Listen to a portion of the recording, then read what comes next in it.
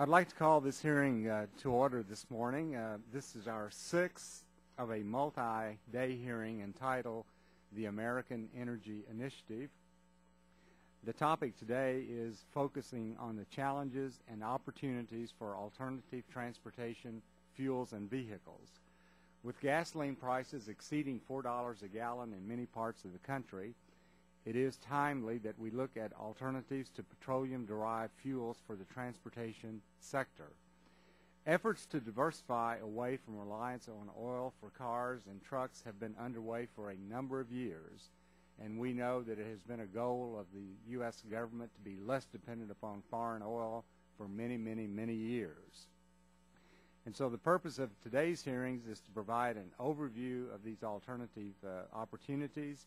We need to know where we stand today and where we would like to be in the years ahead as it relates to alternative fuels and vehicles.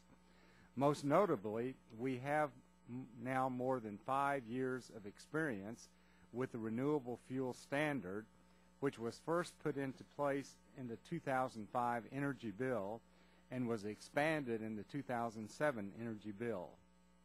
The targets for 2011 call for 12.6 billion gallons of corn ethanol and additional amounts of other biofuels such as cellulosic, ethanol, biodiesel, and algae-based fuels. I should stress that many aspects of the ethanol mandate are going very well.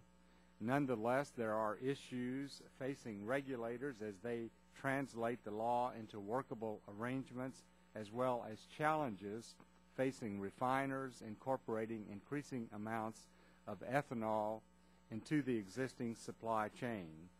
Biofuels, I might add, are but one of the alternative fuels and vehicles in the works. Vehicles that run on natural gas continues to make inroads, especially in the heavy-duty sector. Propane vehicles are also seeing increased use. Progress continues on electric vehicles, and even coal to liquids is another possible non-petroleum source of transportation fuel. Each alternative fuel and vehicle has its unique mix of attributes, and more than one will play a constructive role in the vehicles of the future. However, as I indicated earlier, there are obstacles to overcome before new fuels and vehicles and technology can take significant market share away from petroleum. Not only must the alternative fuel and the vehicles be economically and technologically up to the task, but the fueling infrastructure must also be in place. As we are learning with ethanol, we can get there, but it is not always an easy path. The good news is that we have a host of alternatives that show promise and are the subject of federal research and development tax incentives and loan guarantees.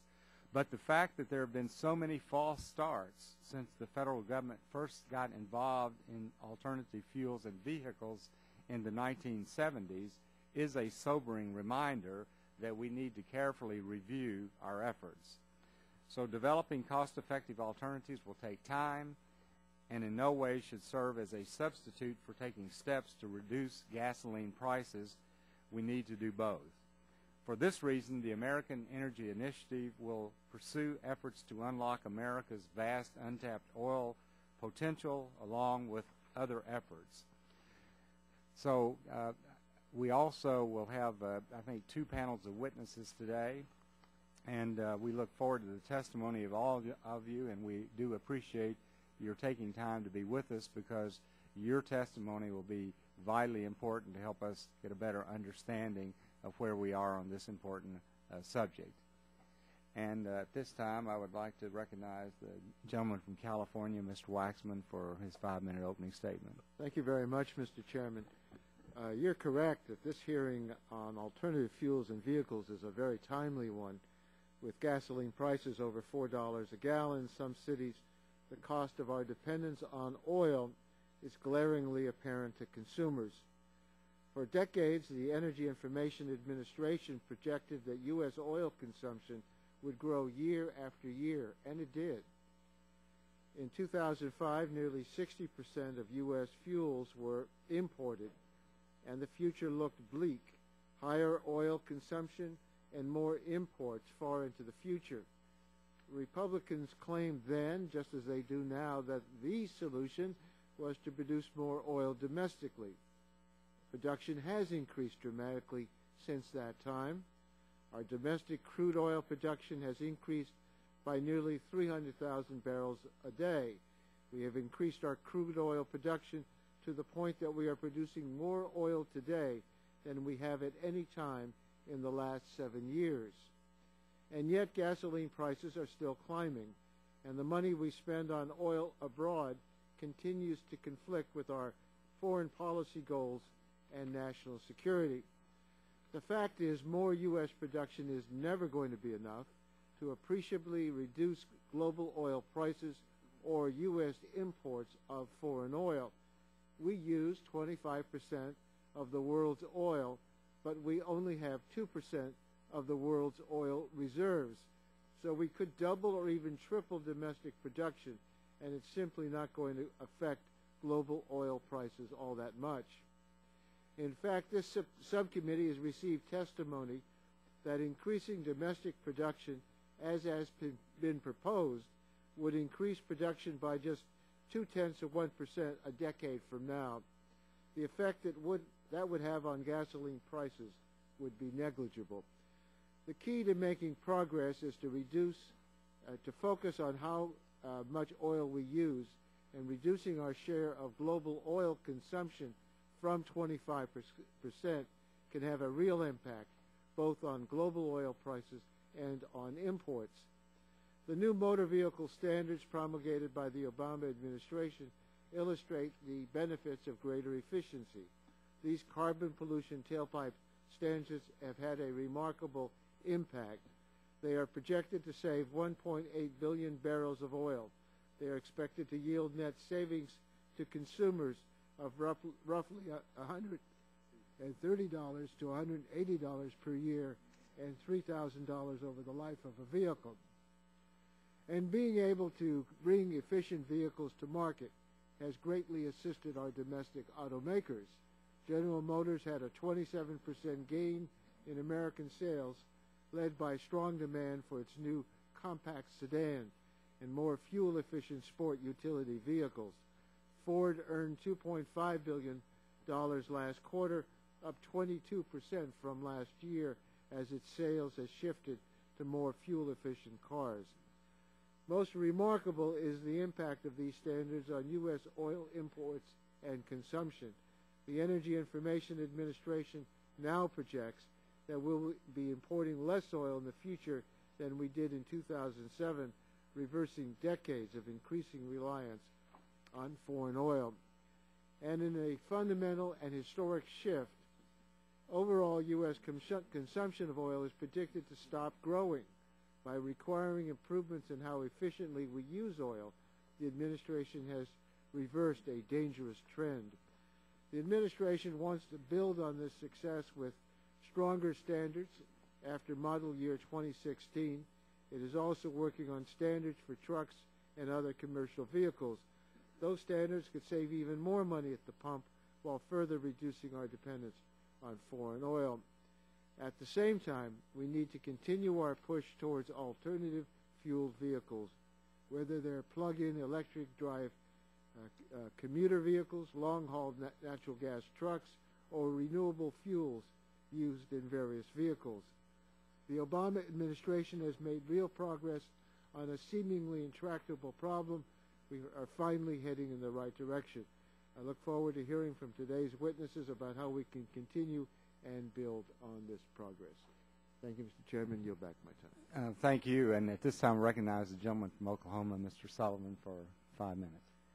Thank you, Chairman Whitfield, and thank you for holding this important hearing today on challenges and opportunities for alternative transportation fuels and vehicles. With the price of oil over $110 a barrel, it is vital that we look at alternative transportation options to give consumers and businesses options at the pump. Our national and energy security demand it. And given the fact that 69% of the oil consumed in America is used for transportation, 2/3 of which we import from foreign nations, we are spending $2 billion per day importing foreign oil. This is the largest transfer of wealth in the history of mankind. The U.S. has enough natural gas reserves to last us more than 125 years. By diversifying our vehicle fleets, heavy-duty trucks, and utilizing natural gas as a transportation fuel, we can significantly reduce U.S. demand for foreign oil and begin doing that immediately.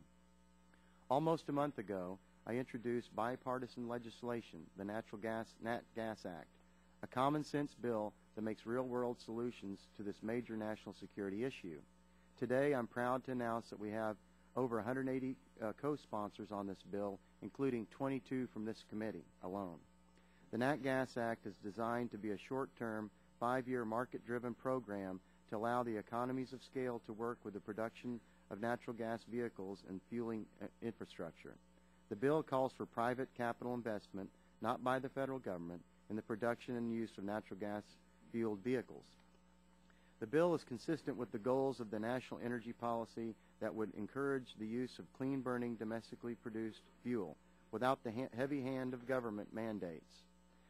All told, this legislation will create over 500,000 jobs.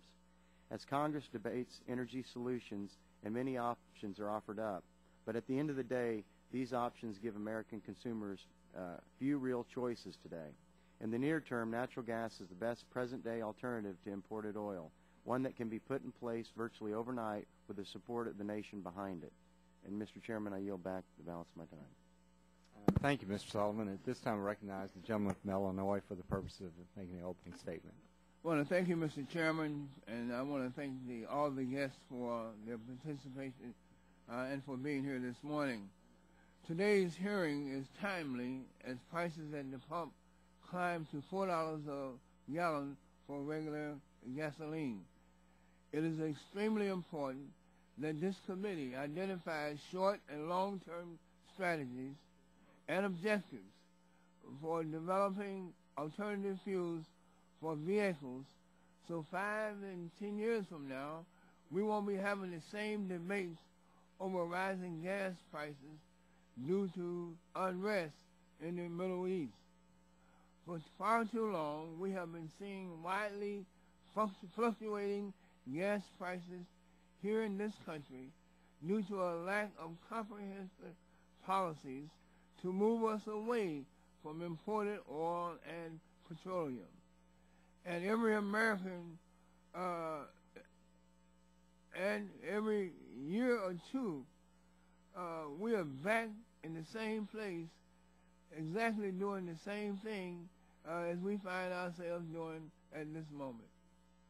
Discussing extremely high gas prices at the pump, but no closer to solving this issue, which has had such a devastating effect on the budgets of American families, both low and middle income families, who must once again choose between putting food on the table or filling up their car in order to go to work.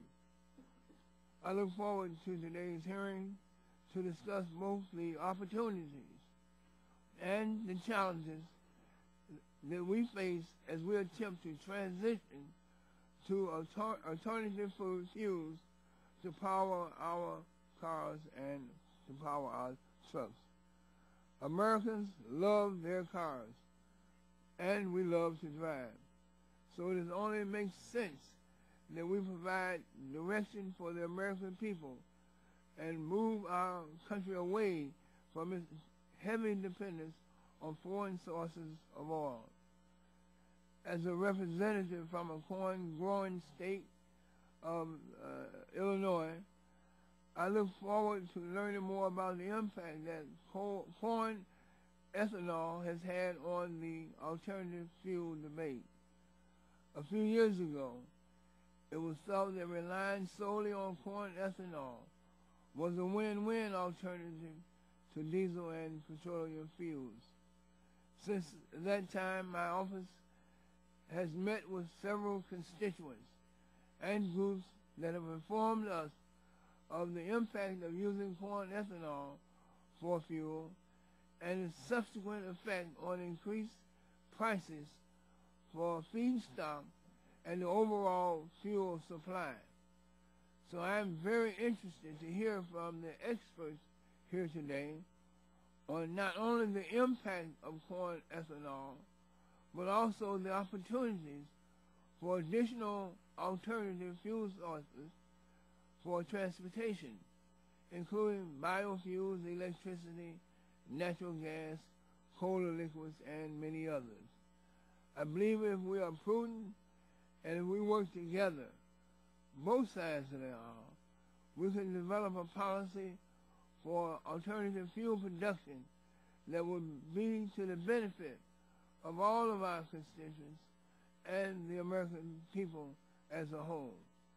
Mr. Chairman, I sincerely hope that this can be an issue that we can find common ground on, and that we can work together on the issues for the good of this entire nation. If we are willing to provide direction and funding to develop alternative fuel supplies, we can provide economical and practical benefits to Americans by decreasing the amount of oil we import, while also eventually decreasing the price our families pay at the pump.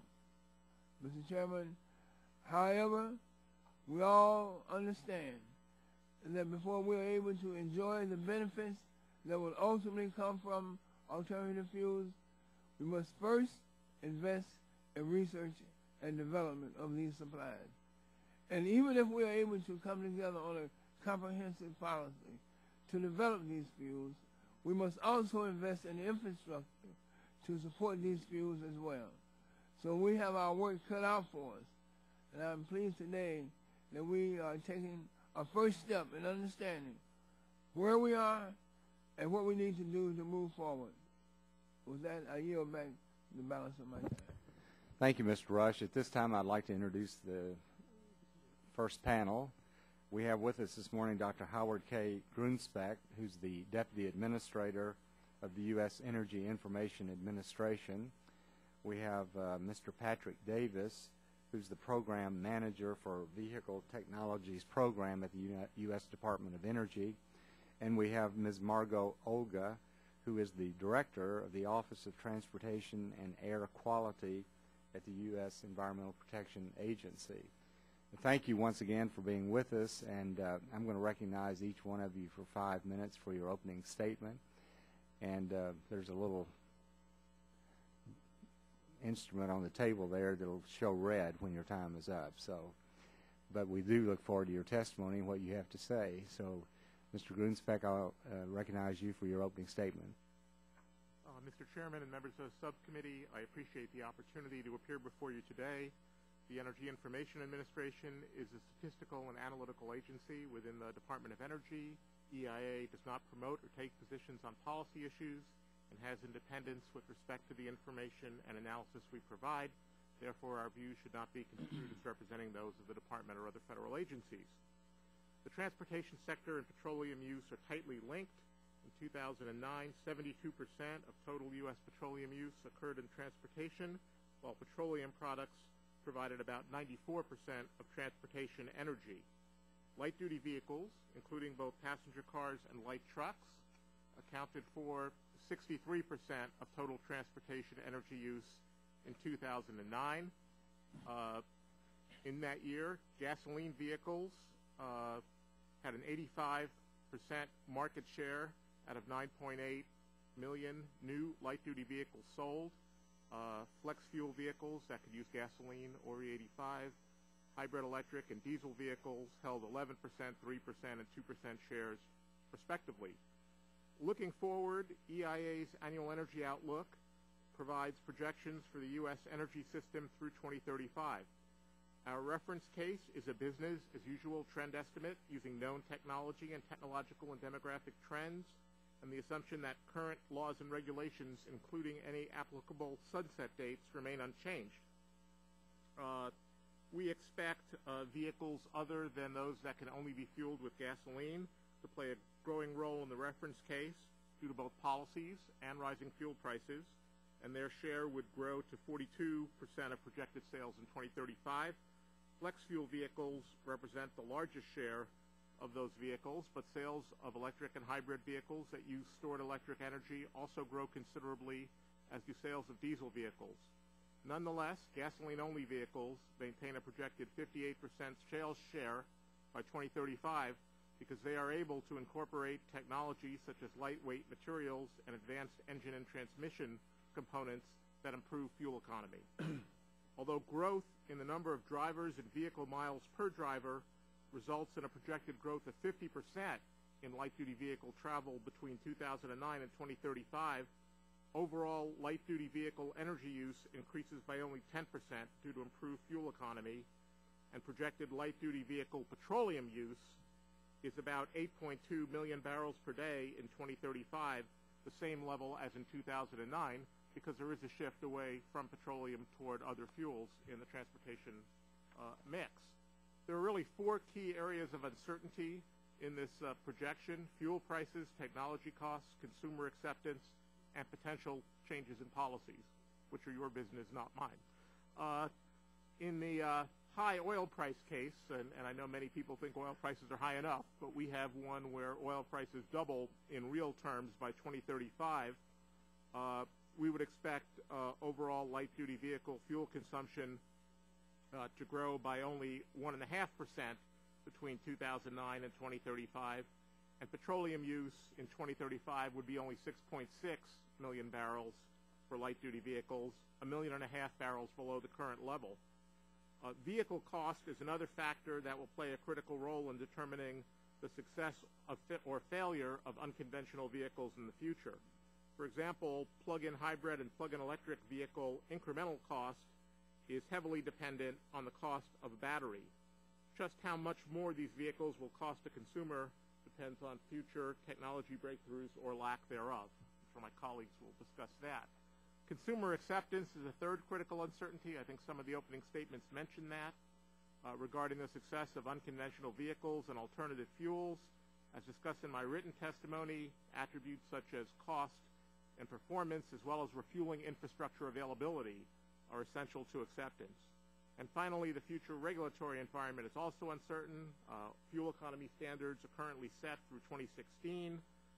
We do assume that they're raised at least through model year 2020 to reflect the requirements of the Energy Independence and Security Act,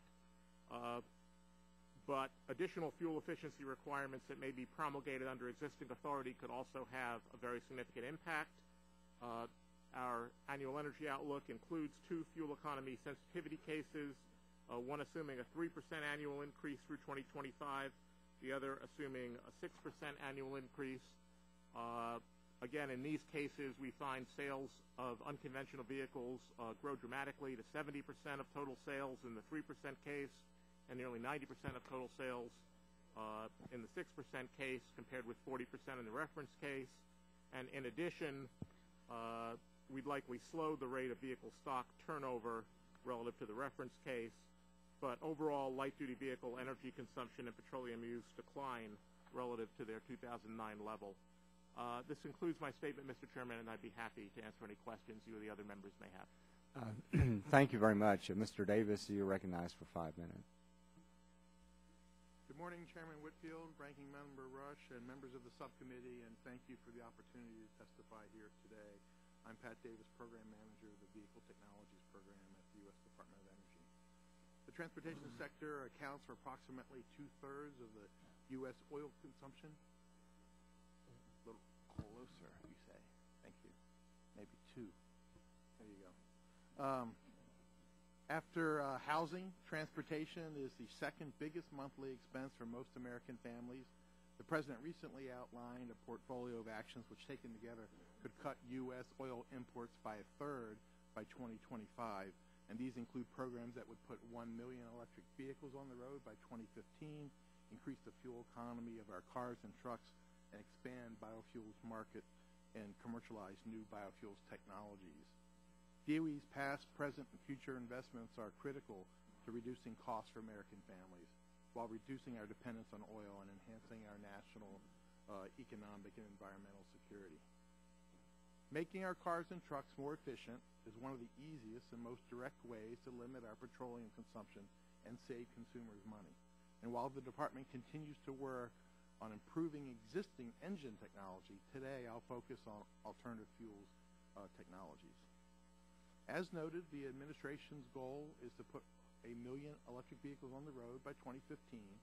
In 2009, the U.S. had only 2 relatively small battery manufacturing facilities manufacturing advanced batteries for vehicles. Over the next few years, thanks to the Recovery Act investments, the U.S. will be able to produce enough batteries and components to support 500,000 plug-in and electric vehicles per year and simultaneously create over 6,200 jobs. At the same time, DOE projects a drop in battery costs of 50% by 2013 compared to a 2009 baseline. To make electric vehicles even more affordable, the President proposes transforming the existing $7,500 tax credit into a point-of-sale rebate. And our fiscal year 2012 budget also proposes a new energy innovation hub, energy storage research hub, and competitive programs to encourage communities to invest in electric vehicle infrastructure. Domestically produced biomass can provide a cost-effective alternative to oil while creating business opportunities and jobs in the U.S., especially in rural areas. DOE develops programs that both increase the current use of biomass technologies and support research, development, and demonstration on the next generation of biomass technology. DOE's efforts to increase the use of biofuels has been strengthened by the expansion of the Environmental Protection Agency's Renewable Fuel Standard Program and DOE's work with EPA to understand the potential impact of E15 on compliance with vehicle emission standards. DOE is also making investments in next-generation biofuel technologies from a variety of feedstocks, such as corn stover, wood waste, algae, and other materials. And we're exploring ways of converting corn and cellulose to cost-competitive drop-in substitutes for gasoline, diesel, or jet fuel. Recovery Act funding also enabled us to invest in 29 integrated biorefinery projects to validate first-of-a-kind technologies at the pilot, demonstration, and commercial scales, which will further reduce risk to investment. These projects are expected to generate at least 170 million gallons of advanced biofuels annually, and bringing more commercial biorefineries online will help us meet the nation's ambitious renewable fuel standard goals. In summary, DOE's transportation portfolio will save consumers money, reduce our dependence on foreign oil, lower our environmental impact, and keep America on the cutting edge of clean energy technologies, enabling us to build a 21st century clean energy economy. Thank you again for the opportunity to discuss these issues, and I welcome any questions you may have. Thank you, Mr. Davis. Ms. O'Gay, you're recognized for 5 minutes. Chairman Whitfield, Ranking Member Russ, and members of the committee, good morning. I really appreciate the opportunity to appear before you today. Biofuels can play a very important role in reducing our dependence on foreign oil, decreasing greenhouse gas emissions, and improving rural economies. A year ago, in compliance with the Energy Independence and Security Act, EPA finalized the Renewable Fuel Program, commonly known as RFS program. This program established an annual volume standards for renewable fuels of 36 billion gallons in 2022. This includes 21 billion gallons of advanced biofuels for that time frame. When fully implemented, biofuels required by the RFS will displace about 13.6 billion gallons of petroleum-based gasoline and diesel fuel. That is approximately 7% of the expected annual gasoline and diesel consumption in 2022. This will decrease oil imports by $14.5 billion and provide additional energy security of $2.6 billion annually.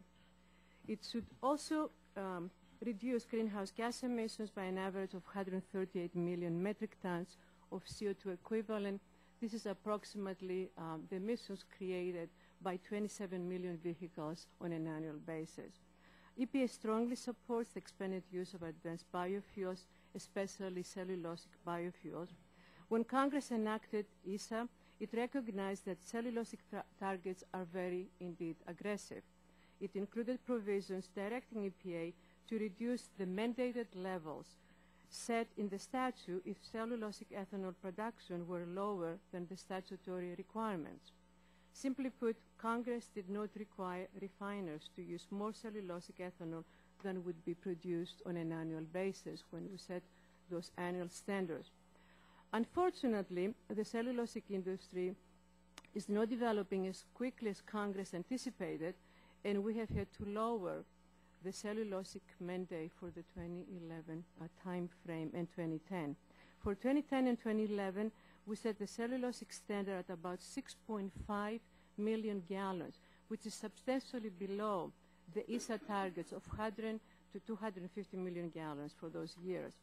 Although EPA has the discretion to reduce the total advanced and total renewable fuel standards, we did not do so, mainly because we expect sufficient volume of other advanced biofuels will be available in 2011 timeframe. We set the standards in a very transparent rulemaking process based on the evaluation of the cellulosic industry, including discussions, one-on-one discussions with each producers, working with the Department of Agriculture, the Department of Energy, and the Energy Information Administration. We intend to propose the 2012 standards early this summer and to finalize them by end of November 2011. The biofuel sector is a dynamic one. It's important for us to evaluate and qualify new fuels where possible for use in the RFS program. Current advanced and cellulosic biofuels approved for the RFS include biodiesel and renewable diesel from certain feedstocks, ethanol from sugarcane, biodiesel and renewable diesel from algae oil, ethanol and diesel from approved cellulosic feedstocks, and jet fuel and heating oil from certain feedstocks. We have also a process to evaluate new biofuels. Last year, we successfully evaluated canola-based biodiesel as an approved pathway. Also, I would like to briefly highlight steps that we have taken to remove barriers from the introduction of alternative fuels and vehicles in the auto sector. Recently, EPA announced a new regulation that will streamline and simplify the process by which manufacturers of clean alternative fuel conversion systems may demonstrate compliance, where at the same time they can maintain the emission control standards required for those vehicles and engines. In closing, EPA is currently working to successfully implement the RFS program, both by following the specific direction established in ESA and by recognizing that the statute's strong intent is to replace conventional petroleum-derived fuels with advanced biofuels. I'm going to say that we are currently witnessing a period of great innovation in our country with respect to the development and introduction not just of new fuels, but also of new vehicle technologies. We at EPA strongly support such innovation, and we believe that the resulting new fuels and new vehicle technologies hold a tremendous potential to reduce our dependence on foreign oil, save consumer dollars, and clean the environment. Thank you for the opportunity, and looking forward to your questions. Thank you, Ms. O'Gay. And I'll recognize myself for 5 minutes of questions. Once again, we appreciate your being here. Mr. Davis, you mentioned in your testimony that by 2015, the goal was to have 1 million electric vehicles on the roads. How many electric vehicles are out there right now? Or do you know? A few hundred. Yeah. Well, you know, this renewable fuel standard obviously is very important, and I think it's also important that we not look through rose-colored glasses as we try to anticipate the future. I was reading an article, 2 articles recently. One was in the New York Times. This was a 1917 issue of the New York Times, front page, and it said, "Electric vehicles are the cars of the future." And then I read an article about a company in California called DC Green that was formed a few years ago to go out and remodel service stations to provide electrical outlets and so forth, and they're now in bankruptcy. So I was just, would you elaborate, and it's my understanding that the Volt electric car, for example, costs like $42,000. So would you elaborate a little bit on why you are as optimistic as having 1 million cars by 2015? Sure. Thank you very much for the question. First of all, let me say 1 million vehicles by 2015 is not the end point. It's a milestone. We want to get to 1 million vehicles by 2015. We want to go beyond a million vehicles to get to 5 million, 10 million, and even tens of millions.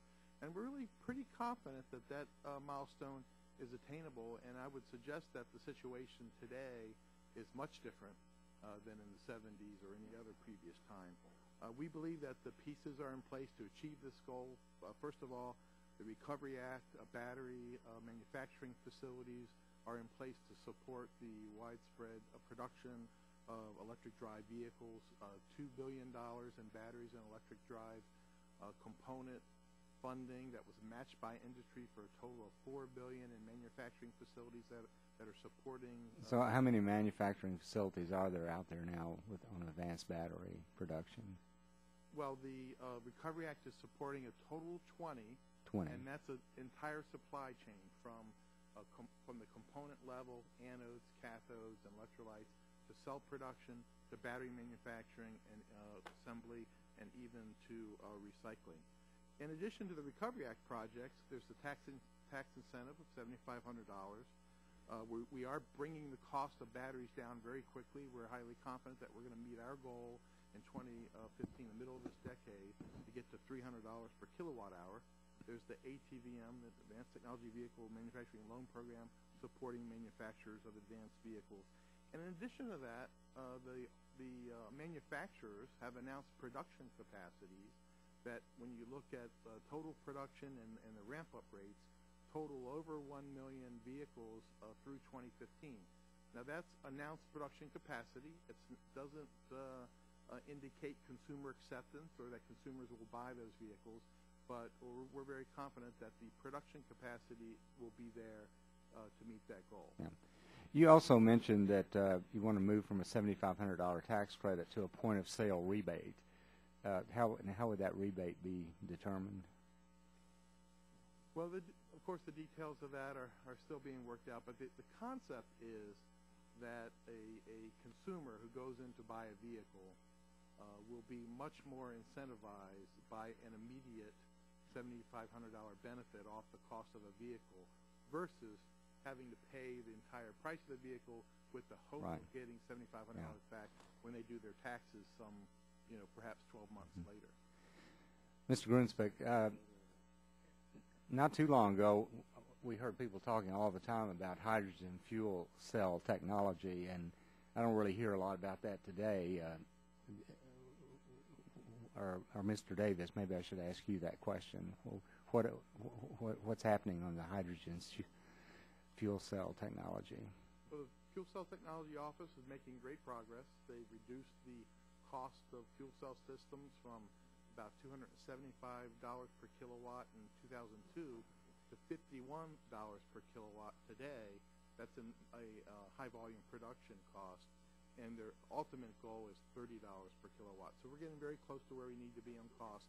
Infrastructure and hydrogen production remains the most serious challenge, along with storage of hydrogen. Okay. All right.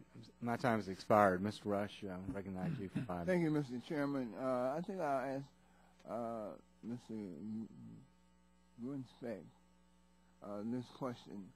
The Energy Security and Independence Act, which passed out of full committee and through the House in 2007, contained a renewable fuel standard with the goal of reaching 36 billion gallons of renewable fuels by the year 2022.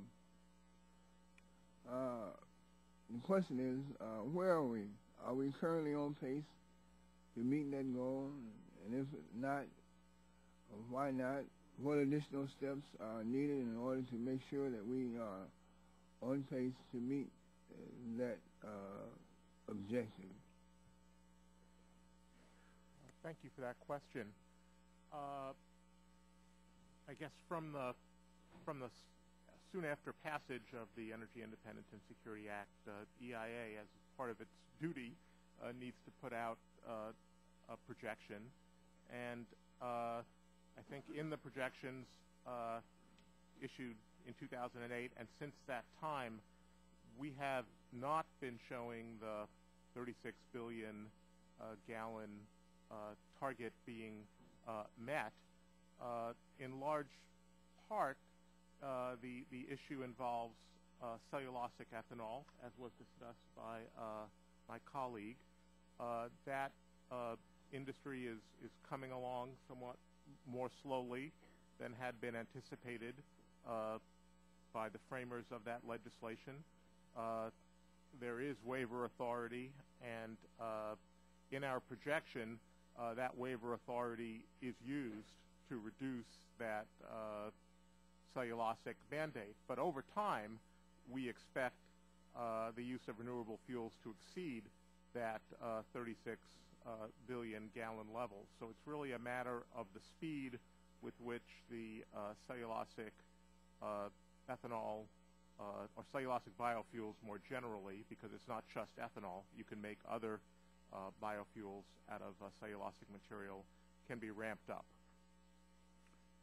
Mr. Davis, on the discussion of cellulosic biofuels, we've heard a lot of discussion about these ingredients and the impact that this type of alternative fuel may have someday in meeting our growing energy needs, reducing our carbon footprint and decreasing the price of gas at the pump. Are there any, or what are the most promising types of cellulosic biofuels currently? And when would this type of alternative fuel realistically have an impact on a commercial scale? And are there any additional policies that can help us move this process forward at a quicker pace in order to go from a good idea to a better idea to a best idea to reality? Well, thank you very much for your question. There's quite a lot built in there, so let me just try to touch on a couple things. You know, first of all, the biomass program within DOE has invested more than $1 billion in 29 integrated biorefineries. So these are projects that are at the pilot scale, at the demonstration scale, and even at the commercial scale.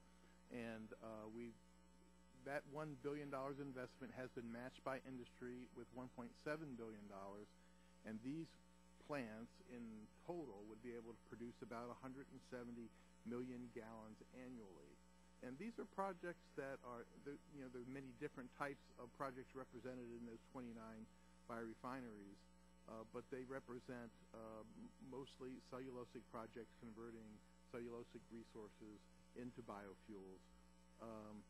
I would say that you mentioned what kind of other things could you do. One thing that could be done is proposed in our budget to support a reverse auction, which would support these commercial scale facilities becoming more cost effective in the very near term, and could enable more than 50 million gallons annual biofuel production by 2014. So that's one thing. And I would say in general our R&D program is continuing to lower the cost of these biofuels to be directly competitive with conventional fuels in the long term.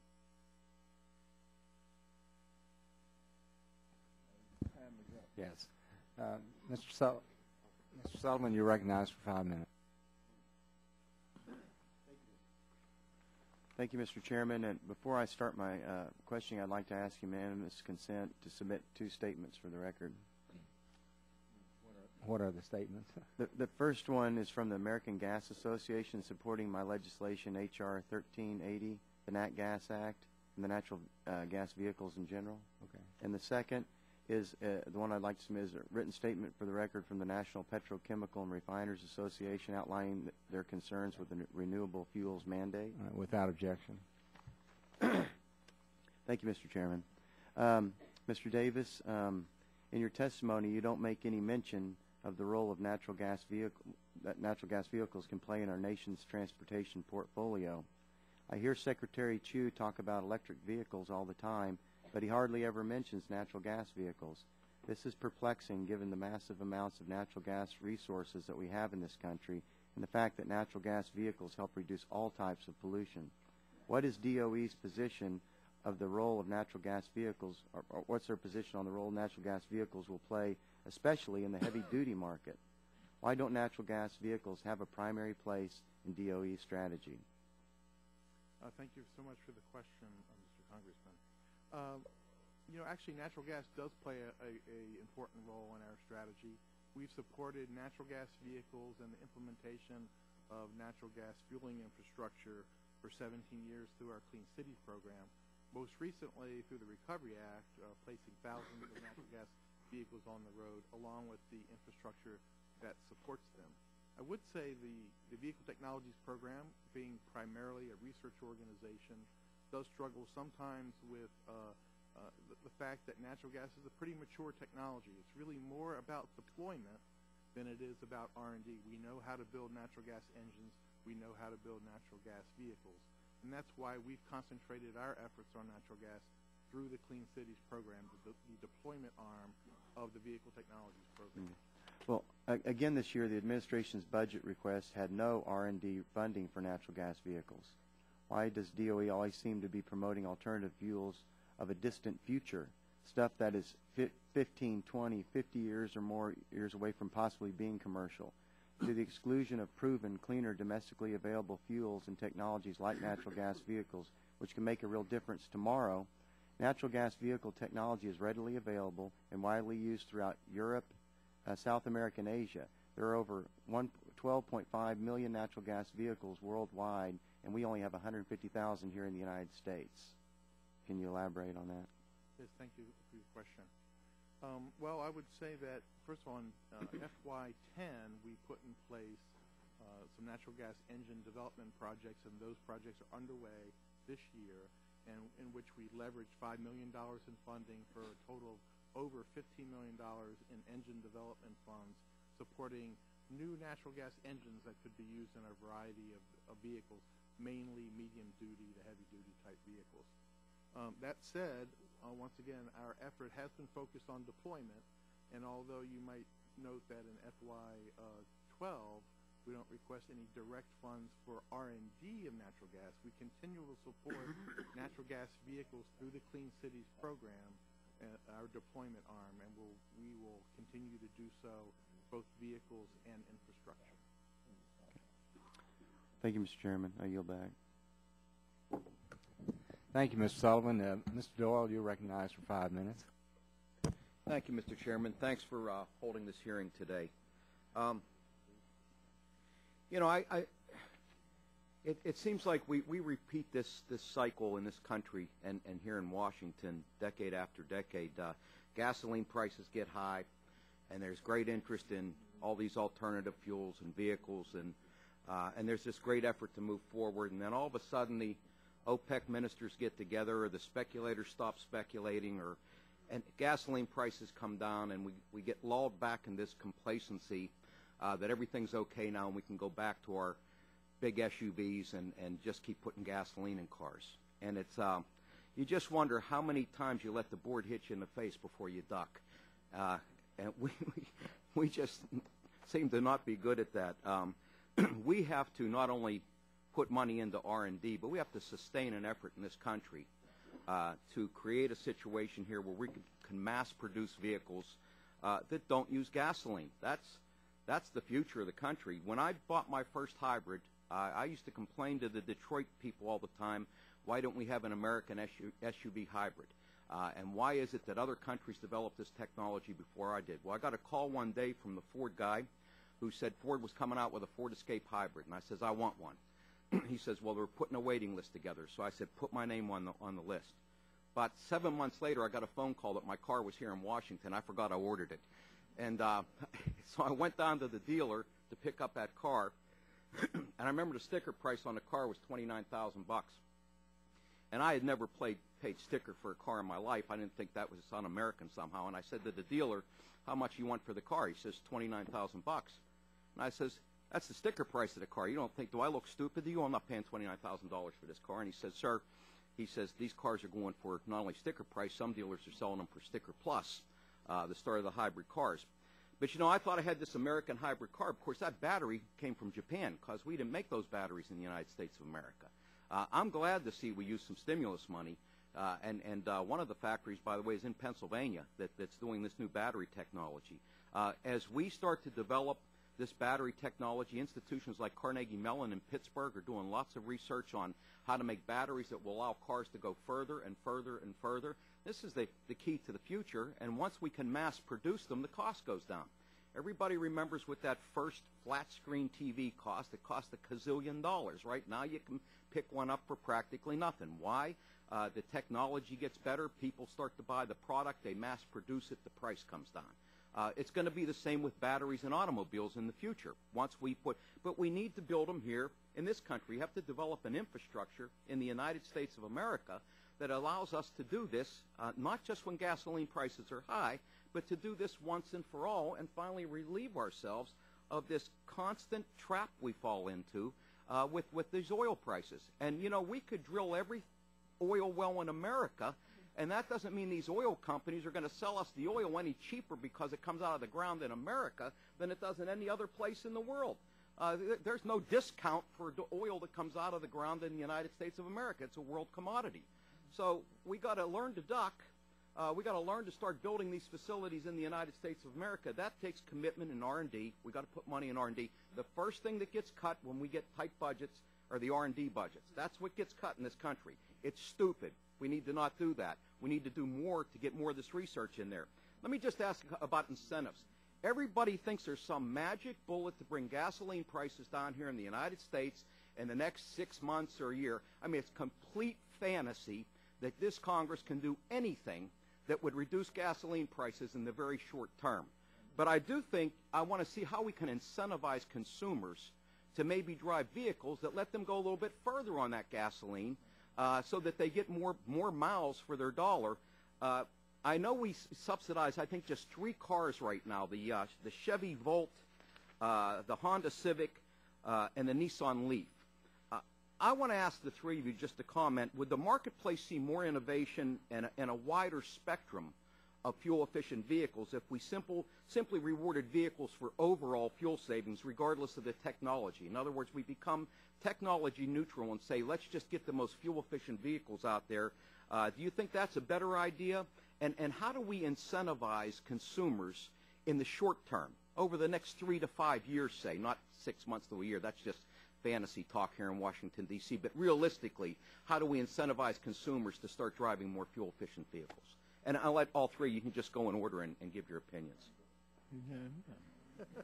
You notice I ended my question just in time for the guys to answer. That's the technique here. Go ahead. I feel the board hitting me in the face. No, I think in some sense, just again, casual observation, it's one of the things we don't like, but I think the price of gasoline is having an effect on what people buy in the way of vehicles. There are various there are fuel economy standards is one possibility, policy instrument. Another one that's been discussed in the academic literature are fee baits. So there are a number of options that have been proposed. Again, given EIA's role, I wouldn't really want to. We'd analyze them for you, but I don't really want to express a preference. Well, thank you so much for your remarks, and thank you for East Penn Manufacturing in Pennsylvania, who is manufacturing some critical battery technology that will be excellent application to start-stop hybrids. We've been doing. I personally have been doing this for 18 years. The department has been doing it for decades to try and reduce our dependence on petroleum and raise the fuel economy of vehicles and reduce our dependence on petroleum. So pretty much most of what you said we're in violent agreement on. I would just echo my colleagues' remark that we would be pleased to work with you on policy instruments that could be less technology specific. He mentioned one fee base, which is similar to the French bonus malus program, and we'd be pleased to talk to you more in depth about that.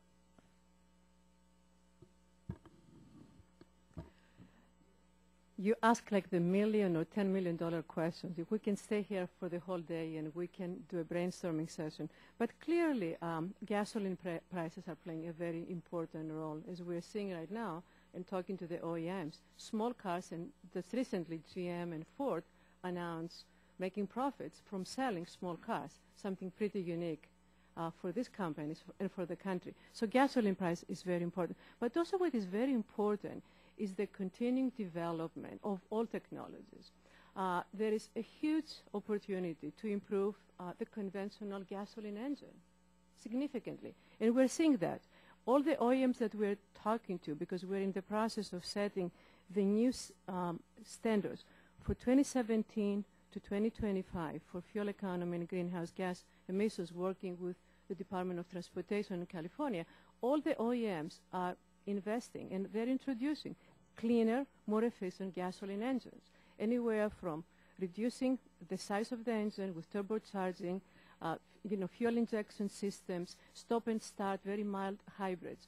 As they're introducing these technologies in the marketplace in bigger numbers, including hybrids and electrics and plug-ins, the cost will come down. So at least we at EPA were very optimistic that the efforts that we're seeing right now in our country to improve the fuel efficiency in reducing the greenhouse gas emissions from the transportation sector as a whole, both cars and trucks. If it continues, we're going to find ourselves in a tremendous place in the history of this country. Also, what I want to mention is that the recent program that EPA and DOT announced last year, setting the first set of greenhouse gas standards and fuel economy standards for 2012 to 2016. By 2016, we're going to have, on an average, the new fleet sold in the United States at 35.5 mpg. Is pretty historic, and we start seeing these new fuel-efficient vehicles introduced in the marketplace today. The program costs about $900 on an average in 2016, but the consumer, because of the fuel savings, will get $3,000 back for that $900 investment just on fuel savings. Ms. Olga, thank you. Thank you. Mr. Barton, you're recognized for 5 minutes. Thank you, Mr. Chairman. I want to tell my good friend, Mr. Doyle, when he's ready for another hybrid, come see me. We make the Chevy Tahoe hybrid in my district with United Auto Workers union employees, and I'll bring you down to Arlington, Texas, and you can pick it out. And within the confines of the ethics rules that we operate under, we'll make you a deal. I'll make you the best deal that it's possible for you and I to accept under the laws that we have to operate. And I'm not opposed to the Ford, but we make the Chevy hybrid in my district, and it's a good product. I drive one. It's a good product. It's a good product. We welcome our witnesses. Yeah, I want to associate my remarks with Mr. Sullivan. I'm a co-sponsor of the natural gas bill that Mr. Sullivan is the chief sponsor of. We think it's a fuel that has some real opportunity for transportation. I want to direct my questions to the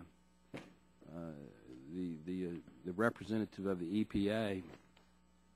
In your testimony, you talk about the cellulosic standard, which under the law that was passed several years ago was supposed to be somewhere between 100 million and 250 million gallons for this year and next year, and in a very understated way said because of the ability to actually produce that product, you had to reduce it to 6.5 million gallons. To put that in perspective, just doing some back-of-the-envelope calculations, 6.5 million gallons is about 20 minutes of fuel consumption for the United States. 20 million, about 20 minutes. So my question, Madam, is at what point in time do you expect the cellulosic biofuels industry to become viable enough that volumes are actually commercial and substantial enough to make an impact? We're also disappointed to see that the cellulosic industry was not able to meet the 250 million gallons this year. But clearly Congress did recognize that this is a new industry and there will be uncertainties, especially in the early years, to meet those volumes. And it has given the authority to EPA to adjust that volume, and that's what we did for 2011. We're in the process of setting the cellulosic volumes for 2012. The proposal will be coming out sometime early summer. And our evaluation again for 2012 is based in having one-on-one discussions with all the major players in the cellulosic industry, along with USDA and EIA.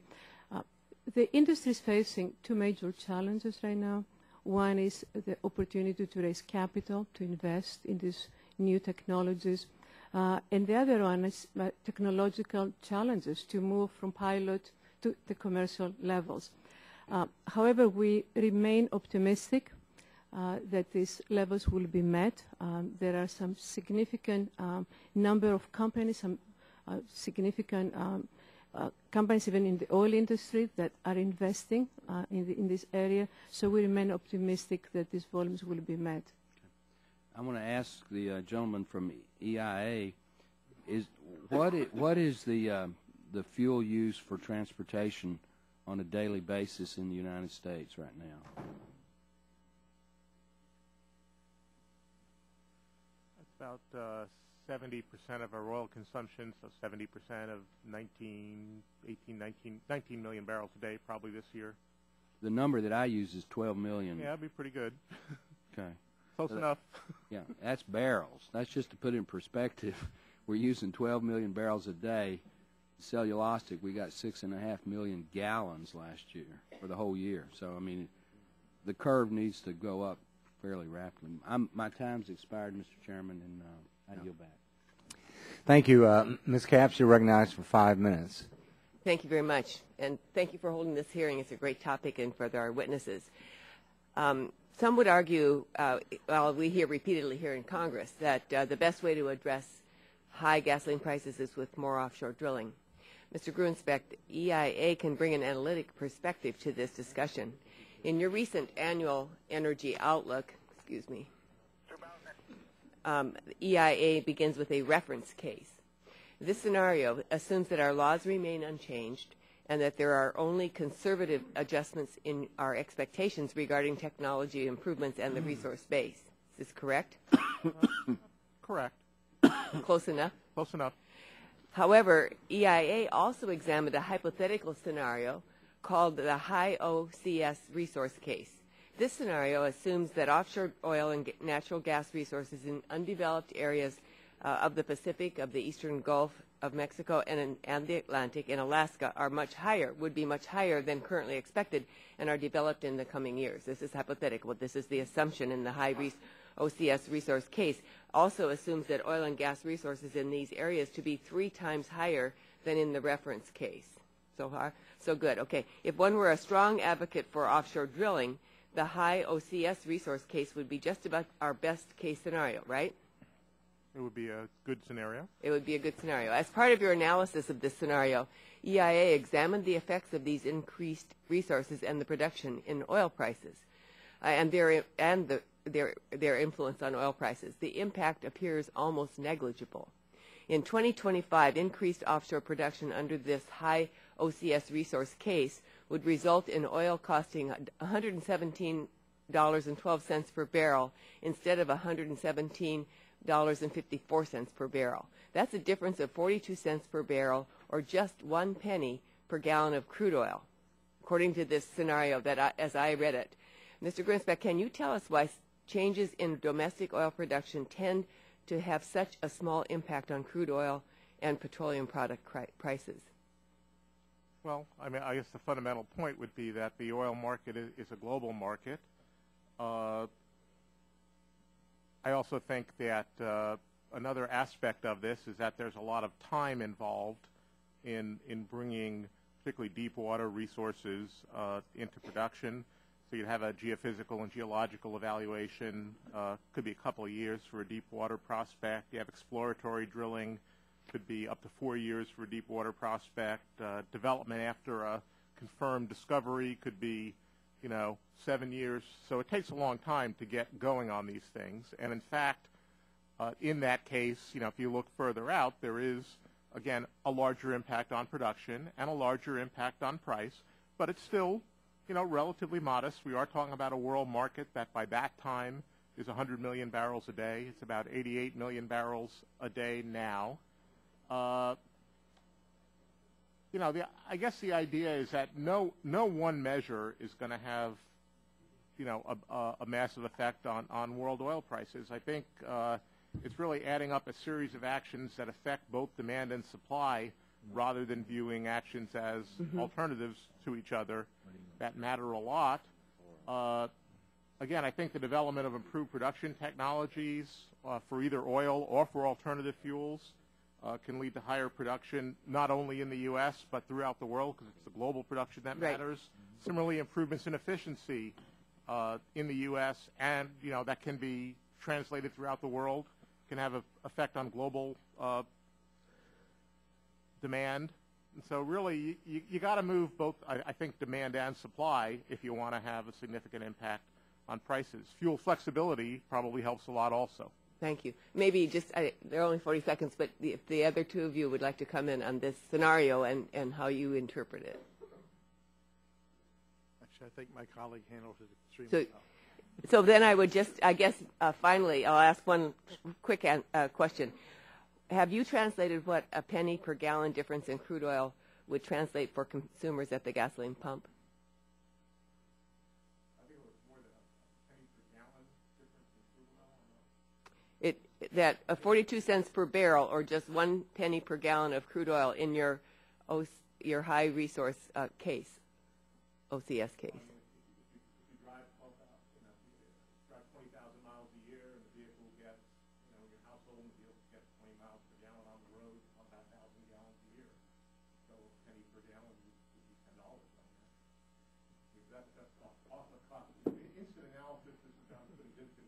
Maybe I'll give you a better answer for the record. That's all right.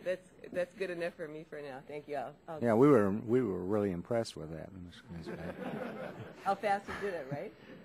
We have 2 votes on the House floor, so we're going to recess. We'll be back here about 10 after 11. So, and then we'll resume with this panel. Thank you.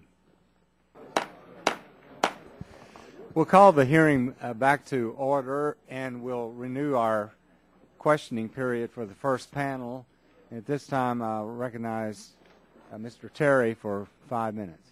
All right. I appreciate that, Ms. Oge. I can barely see you, but on cellulosic biofuels, you had mentioned in your opening statement a little bit. I couldn't get all with Joe Barton, but I was very much part of those discussions when the RFP came out. And the history of the sub-mandate on cellulosic was part of the food versus fuel, capping corn as ethanol. And also the secondary is really to force the markets, the research, and the development into the cellulosic.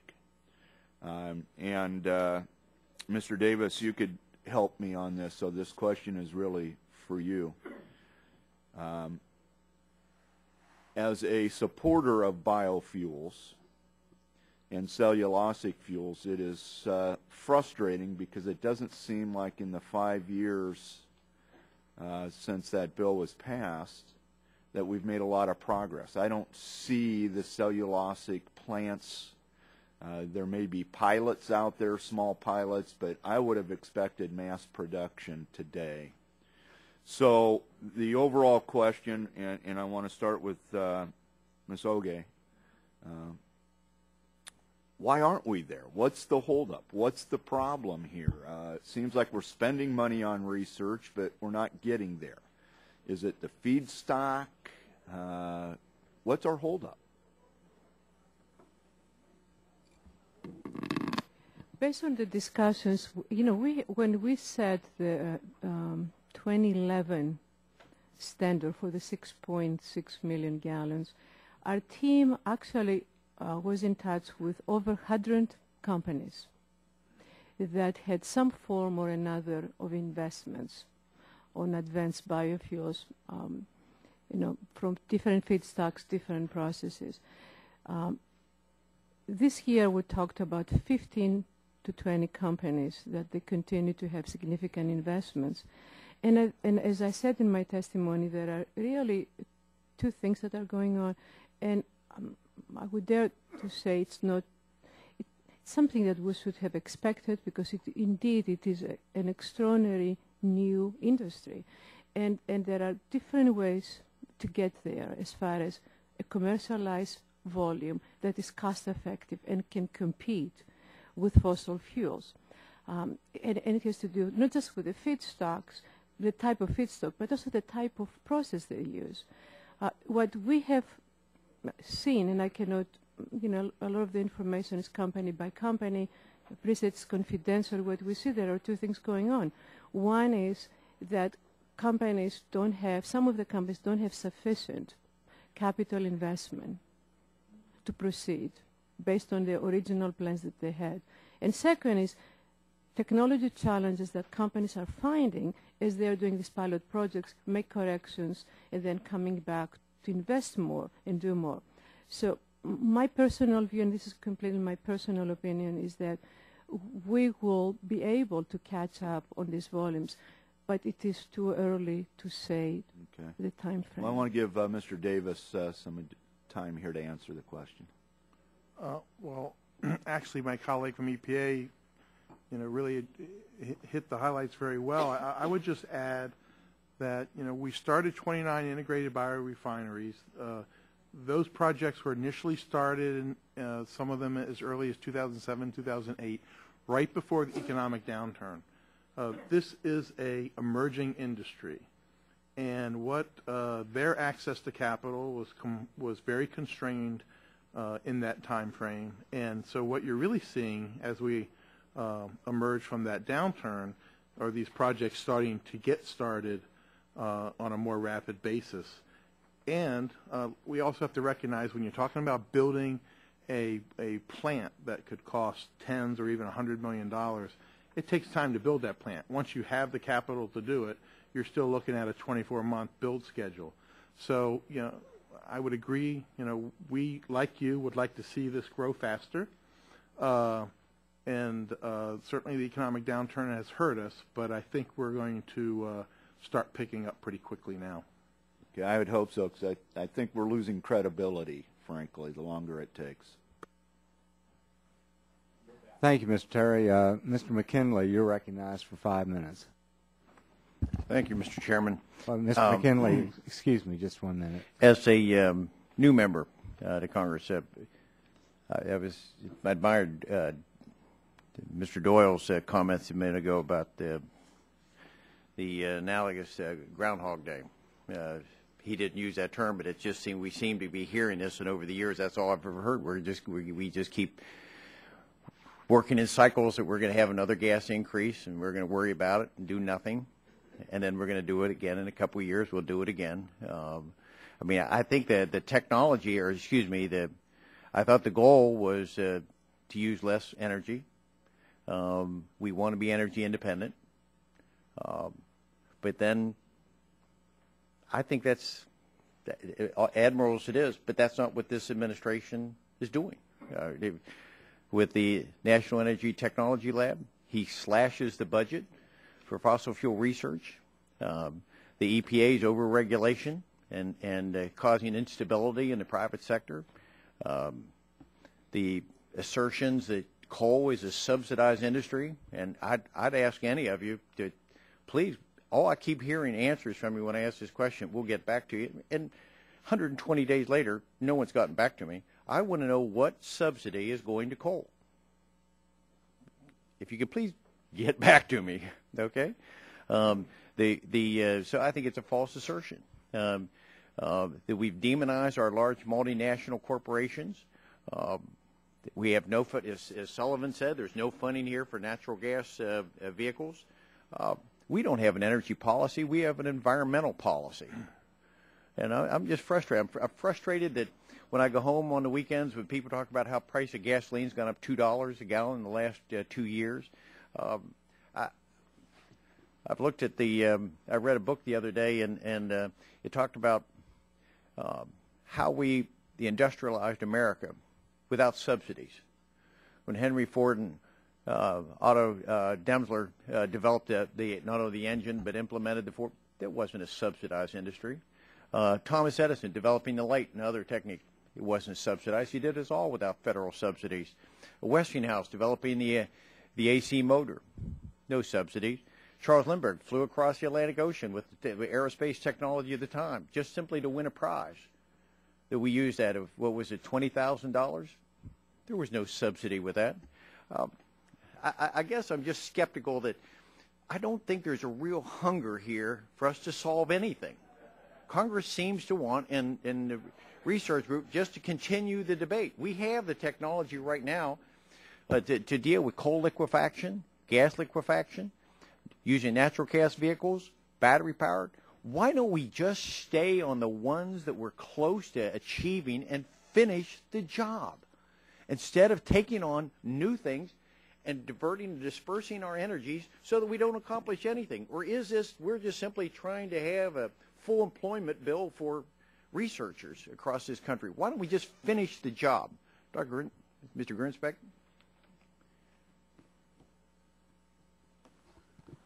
Well, I would say that with respect to your issue about energy subsidies, EIA has put out a couple of reports, 3 reports on that issue. I think the most recent one in response to a request from Senator Alexander. So, I'm sorry? Yes, we have put out a report on energy subsidies that we update fairly regularly, and so that might be of use to you. Well, can you tell me one coal company that's being subsidized? Because I hear it from this side all the time, and I'm getting pretty irritated about it, that the coal is a subsidized industry. That's why we have to find something else. I'd like to find one coal company that's being subsidized, and everyone says they're going to get back to me. Well, we do not talk about specific companies, but I think you'll find the information in the report responsive to your request. I mean, let me just leave it there. Thank you. Are we on the wrong track here? What do we have to do to finish a job? Why are we continuing to take on other things instead of, if we truly want to be energy independent, we know how to be energy independent, but yet we start new projects, whether it's cellulosity, biomass, whatever those are all fine. I want to support those in a way, but why don't we just finish the job that we started with the ones that we're closest to if we really want to accomplish that, instead of taking on spending new money when industry over the years has worked without these subsidies? Why is it just simply the full employment of research? Is that what this is all about? Because if it is, I just need to understand. I can play by the game, but I'm getting irritated that we don't solve anything. Mr. Davis? Well, appreciate your question, and I also appreciate your frustration. This is a very difficult problem to solve. We have 240 million vehicles on the road today. We only sell about 12 million per year. It takes 20 years to turn. Can we liquefy gas? It takes 20 years. Can we liquefy gas? Of course we can liquefy gas. I'm sorry? Of course we can liquefy. Why aren't we doing it? So I think, yes, natural gas is growing in momentum. Electric vehicles are growing in momentum. Why is there nothing in the budget for natural gas vehicles? I'm sorry, we ran out of time. Sorry, Mr. McKinley. Mr. Green, you're recognized for 5 minutes. Thank you, Mr. Chairman. And I don't come from a coal area, but I come from oil and gas, and we're always hit about our subsidies, but a lot of them are actually manufacturing subsidies. But Mr. Davis, you discussed the impact, and you discussed the impact of E10 and potentially higher levels of blends we have on non-road, small and older engines and material durability. You're specifically asking about E10 or E15? E15, I guess. E10, okay. we have E10 now because of our small problems in our area. We've had it since the early 90s, and typically 10% of our fuels. Well, it was MTBE, but now it's ethanol. So as you may know, or I'm sure you know, the EPA recently issued a rulemaking that would allow sale of E15, and I'm sure our colleague from EPA can speak to that. We, in support of that rulemaking, conducted a fairly large test program, a program costing about $45 million, involving over 100 vehicles and over almost 30 models, on the effects of E15 on the long-term durability of those vehicles. That data was turned over to the EPA for their consideration in their rulemaking, and ultimately did lead to the positive rulemaking to allow E15 for sale, basically indicating that the effect of E15 on those vehicles was minor, was minimal. Ms. Ogie, I'd like to talk about corn-based ethanol and air quality. Corn production takes a lot of fuel to produce the crop, then but you have to clear the fields to get the corn to produce the ethanol, and it seems like there's air quality benefits from ethanol is maybe even worse than what we do using fuel from oil. The promotion of this type seems contrary to the administration's clean air goals, but we see that with, because it is an alternative domestically produced fuel. But is it really a benefit for our air quality when you look at corn ethanol, ethanol based on corn, as it you do from gasoline based on oil? The law that Congress passed in 2007, ISA, has mandated 36 billion gallons of renewable fuel to be used by 2022. Also, the same law requires that EPA evaluates to what extent there may be any increases of air quality as a result of the use of the 36 billion gallons, and requires EPA to take actions to address these potential increases. As part of the RFS2, EPA concluded that renewable fuels, the 36 billion gallons mandate, will reduce greenhouse gas emissions significantly. But also we have determined that there is some small increase in nitrogen oxides, particularly, and in particular matter. So we're in the process right now to evaluate those increases and taking appropriate steps to address this through better fuel quality and reductions from new vehicles. Okay. I also have concern, as my earlier question, Mr. Davis, is that the misfueling in the first few years of E15. If you have an older car, to make sure that that E15 could damage your engine, is the EPA mandating that kind of information on the pump? I know we have now on our pumps, at least in the Houston area, it's, this contains ethanol, and folks know that. But what about somebody that has a 6 or 7 year old vehicle and they go up and decide they're going to fill up with an E15? The damage that could happen to their engine. Is there enough consumer information available? Is it for me? Yeah, well, either of you. Okay. I will help my colleague from Department of Energy since we're doing this work.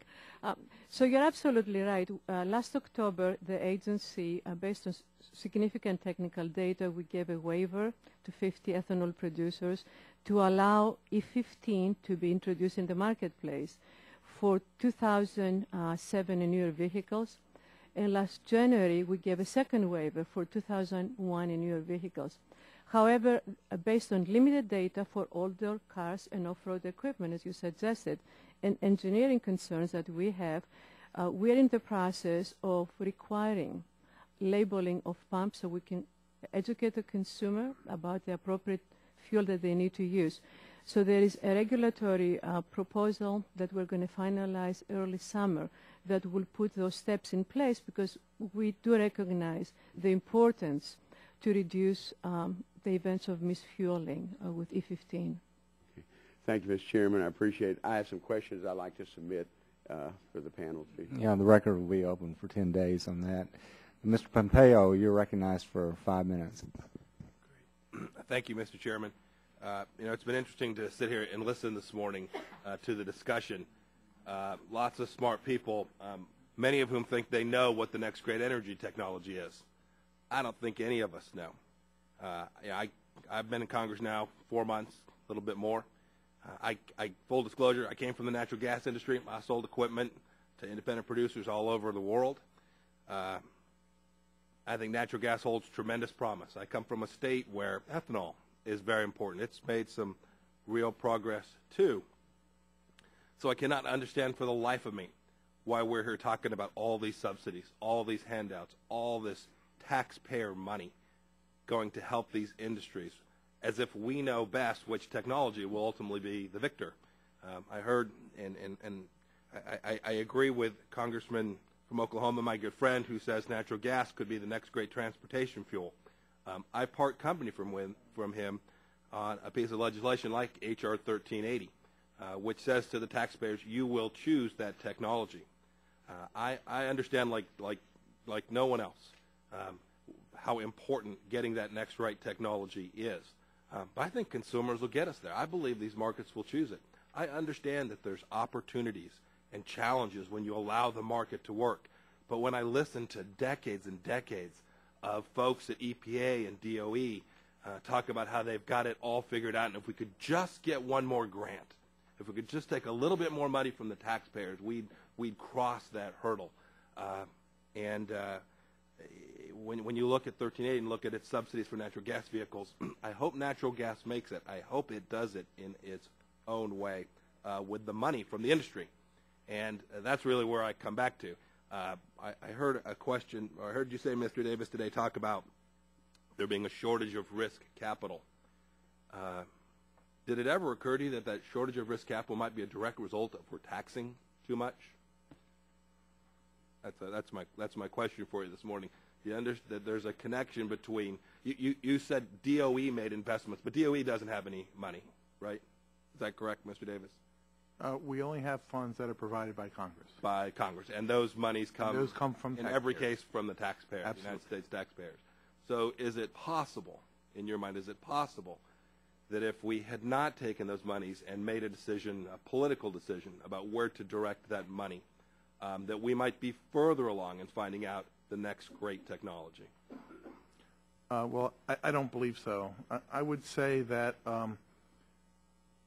the President has said there's no silver bullet. I've been working in transportation area for, a couple decades. If anyone knew the absolute one answer, you can believe that we would be concentrating on it. I appreciate that, Mr. I actually agree with you. Yeah. This is not about this president. It is not about the president before him. This is about all of us trying to centralize the decision-making process and trying to pick that silver bullet. I think it's a fool's errand. And I think 50 years of energy subsidy history demonstrates that quite clearly.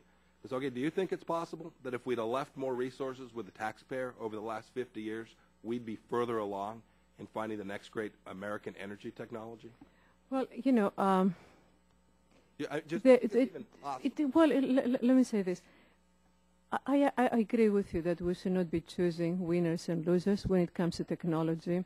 And actually, I just want to bring to your attention a very important program that the President just announced last year, and another important program that we're going to announce this year, that is to reduce the fuel consumption from on-road vehicles, both light-duty and heavy-duty.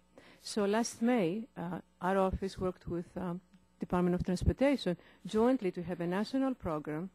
2016 will improve the fuel efficiency by 35.5 mpg equivalent. Now the consumer will pay something. We're not telling them we don't tell the OEMs how to get there. We're not telling them to use hybrids or electrics. It's a neutral standard. So companies will get there by using the best market innovations.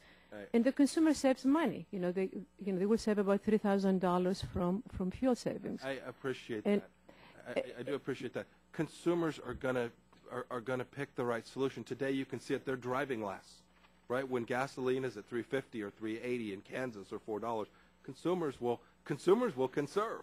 And I have more faith in the American people and innovators than I do in government bureaucrats. And I do too. And I do too. But there can be a hybrid where both work together. Yeah. I think if we would lower marginal income tax rates, lower corporate tax rates, and shrink the size of the EPA and the Department of Energy, we'd get cheaper, better fuels much more quickly. And so those are just different worldviews. I appreciate that, and I'm going to work hard every day to make sure that that's the direction this Congress goes. Mr. Chairman, I yield back my time. Thank you, Mr. Pompeo. At this time, I recognize Mr. Griffith from Virginia for 5 minutes. Mr. Grunspeck, am I correct in stating that your office has predicted that coal's share of electricity in the generation mix will only decline slightly in the future? We predict a decline in the share of electricity. Microphone. Oh, sorry. Yes, we do foresee a decline. We see very few new coal plants few if any new coal plants being built, but the ones in use under existing laws continuing to be used. And it's also correct to state that the electric needs of this country will increase. They increase slowly in our reference case projection, about 1% a year. Okay. If you take an increase and a slight decrease in coal and no new power plants built with coal, we're still going to need more coal for power generation. Isn't that true? I think we have very slow growth in coal production. Mostly going to power generation, as you point out, significant export potential for coal as well. Because other countries don't have the regulations that restrict them like we have? Well, wouldn't that be true? Yes or no?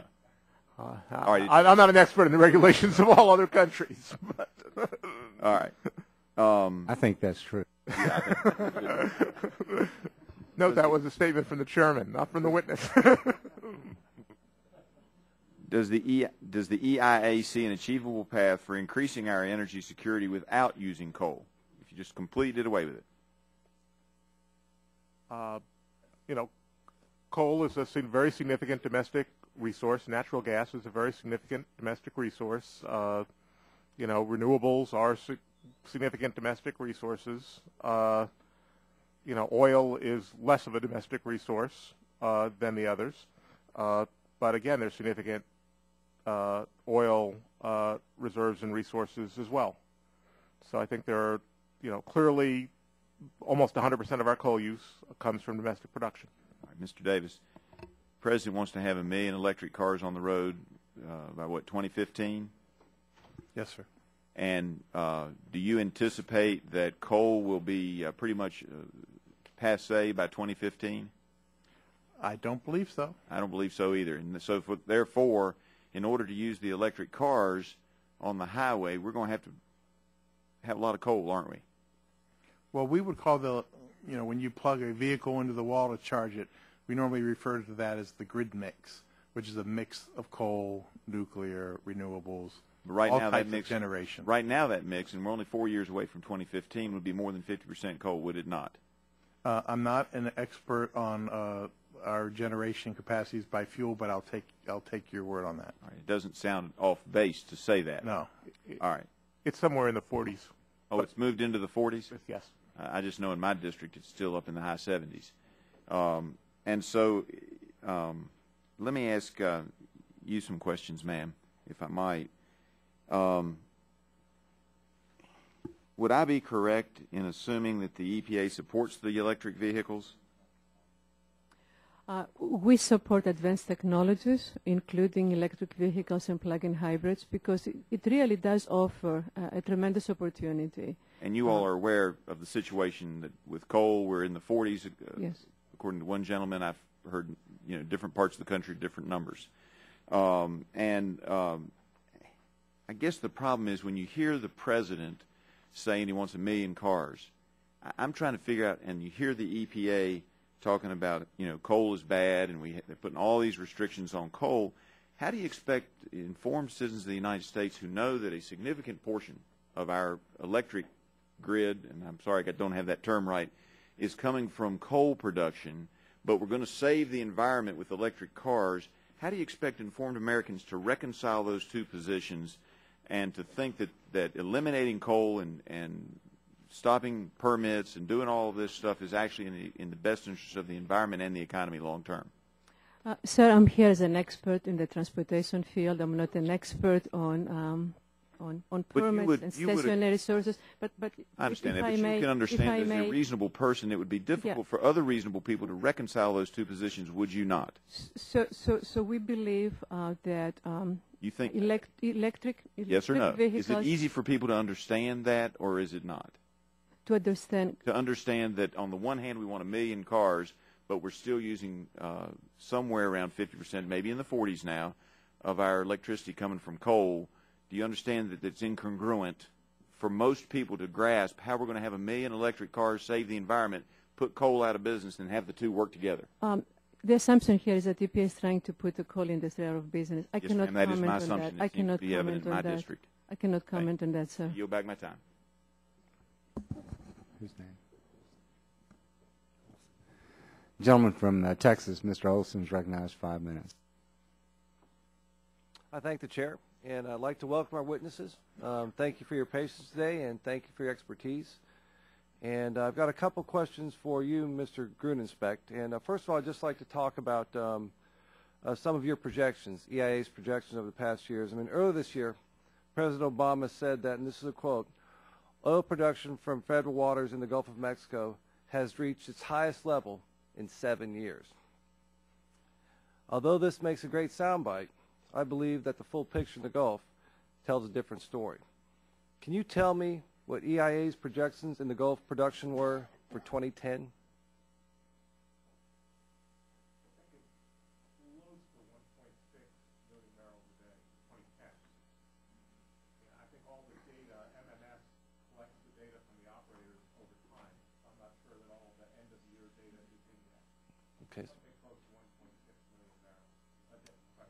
Okay, sir. Something close to 1.6 million barrels a day. Okay, thank you. But did actual Gulf production meet your expectations? I believe that actual Gulf production is, well up close to 1.6 million barrels a day in 2010. But what were your projections? Was that 1.6 your projection? I'm not sure when I'm not sure. The projection evolves over time as. Okay, I appreciate that, sir. I have some numbers that show that it's 20% less than you projected in 2007. The actual 2007. Okay. Yeah, and then again, that's the president saying that production's higher, and again, it's his policies didn't get that. We've actually had a reduction in production because we reduced our exploration, and the moratorium had a significant impact on that. I've got a question, another one for you, Mr. Grunenspect, and you, Mr. Davis, as well.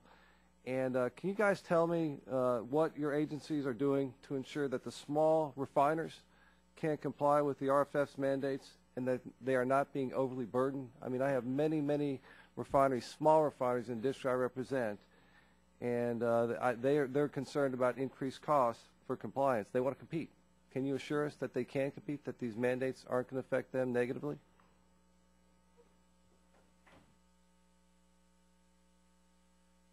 Well, I'm aware that another part of the department that's not represented here, the policy office, I recently completed a study on small refiners, and I believe some of that information was sent to EPA. So maybe Ms. Ogie would be. So if you have comments, please. Yes, yes. Actually, the ESA EPCA actually required that small refineries are given an exemption all the way through 2010, December of 2010. And then the Department of Energy was required to undertake a study and advise EPA's administrator how to proceed with additional exemptions of small refineries. DOE completed that study, I believe, in 2009. They recommended no exemption. Congress asked DOE to go back and take another look at that. So last week, Secretary Chu sent Administrator Jackson a letter outlining a number of refineries that DOE is recommending to be exempted based on actual data, and we're in the process to notify all those refineries by the end of the week. Can I get a copy of that list, This is 2 years exemption from RFS. Yes, ma'am. Can I get a copy of that list? Because, again, I've got many, many. I'll be glad to provide it to you. Thank you very much. I appreciate that. And I have another question for you, Ms. Auger. Can you assure the members of this committee and my constituents back home that EPA's waiver for E15 blends in vehicles will not cause excessive wear and tear on the vehicles? Sir, we understand the concerns that have been expressed, and what I can assure you is that the findings of the waiver were based on a very robust and sound science. So we're very confident that E15 will not damage any vehicle 2001 and newer. However, we are concerned about off-road equipment, and we're concerned about older vehicles, and we're taking steps to minimize misfueling, including labeling, appropriate labeling on across the country. Thank you. And one final question. Why was the exemption for vehicles model years before 2001? Why did EPA give that exemption? The exemption. So right now, what we're saying is that for 2001 and newer, E15 will not damage emission control systems. So we're very confident that newer vehicles can use E15 gasoline blend. But for older vehicles, 2001 and older, and off-road equipment, both lack of data and engineering judgment about how those engines were built gives us a lot of concern. So we are not allowing at this point E15 to be used for those vehicles. Appreciate that. And again, I represent the 22nd Congressional District of Texas. There is a huge offshore recreation, private recreation industry right in the shadow of the Johnson Space Center, and they've been really hurt by the impact of E10 on those marine engines, those outboard engines. And I don't want that to happen with our vehicles. So thank you for your time. The gentleman from California is recognized 5 minutes. Thank you, Mr. Chairman. Ms. Ogay, you've been working closely with the National Highway Traffic Safety Administration and the California Air Resources Board to develop vehicle tailpipe and efficiency standards for 2017 to 2025. These standards will reduce our oil dependence through increased vehicle efficiency and use of alternative fuel and advanced technology vehicles. Last September, NHTSA and EPA released a technical analysis of the potential vehicle technologies, fuel savings and emissions reductions, and cost of various alternatives. Could you please describe the results of this analysis in terms of the potential efficiency improvements and cost savings for consumers? I will. Thank you, sir. Last September, we put forward a document, over 300 pages document, based on a extensive dialogue with major car companies, major OEMs, suppliers, but also experts in the Department of Energy, laboratories, academics, and looking at extensive peer-reviewed data, plus work that we have done in our office, Department of Transportation, and as you know, we're working... Give me the answer to the question of the potential efficiency improvements and cost savings for consumers. So it's 3%. We looked from 3% to 6% annually from 2017 to 2025, and the cost for those type of improvements were anywhere from $900 to $3,400 for 6%. But the payback to the consumer from fuel savings could be as much as $7,000. You talked about the work that went into this analysis. You said you talked to the auto industry. Did you look at recent peer-reviewed literature? Yes, we did. Technical staff of experienced automotive engineers use most recent technical information, and many peer-reviewed technical papers and reports, commission new studies. You also talked to DOE about forecasting work for battery costs. Yes. Right. Okay. I understand that EIA has also done some analysis of potential vehicle standards. Did EIA talk to you about their analysis, and do you know whether they spoke with NHTSA? No, actually, I spoke with our colleague from EIA yesterday about this analysis. Okay. I don't know if they spoke with NHTSA. Okay. Are the EIA results consistent with NHTSA EPA analysis? They're not. They're not. I think we should make sure that all of these analyses use the best available data and incorporate realistic assumptions. For example, EIA hasn't released the details of the analysis, but it appears that EIA's analysis may use quite different assumptions from EPA and NHTSA analysis about how consumers value improved fuel economy and the resulting savings at the pump when they make a decision about buying a new vehicle. This is a critical assumption, and getting it right may have a big impact on the results. As you said earlier in the hearing, Mr. Grunspeck, right now we're seeing the effect of the price of gasoline on what consumers buy. The auto industry has just had a great month. GM sales went up by 27%, and the industry is telling us that gas prices are driving consumers to choose more efficient cars. Don Johnson, GM's vice president for U.S. sales, said, quote, rising fuel prices have led many to rethink the vehicle of choice, end quote. Last time gas prices went up over $4 a gallon, the American automakers weren't prepared. This time, thanks in part to the new emphasis on efficiency, they have an expanded and attractive lineup of smaller cars and more efficient trucks and SUVs, and sales and profits are up. Ms. Oge, is what we're seeing now consistent with your analysis of how the 2012-2016 standards would affect the auto industry? Did you project that more efficient, lower polluting vehicles would actually increase sales? Yes, we did. Actually, for our 2012 to 2016 program that was announced last year, we estimated about 600,000 to 800,000 vehicle sale increase due to that regulation.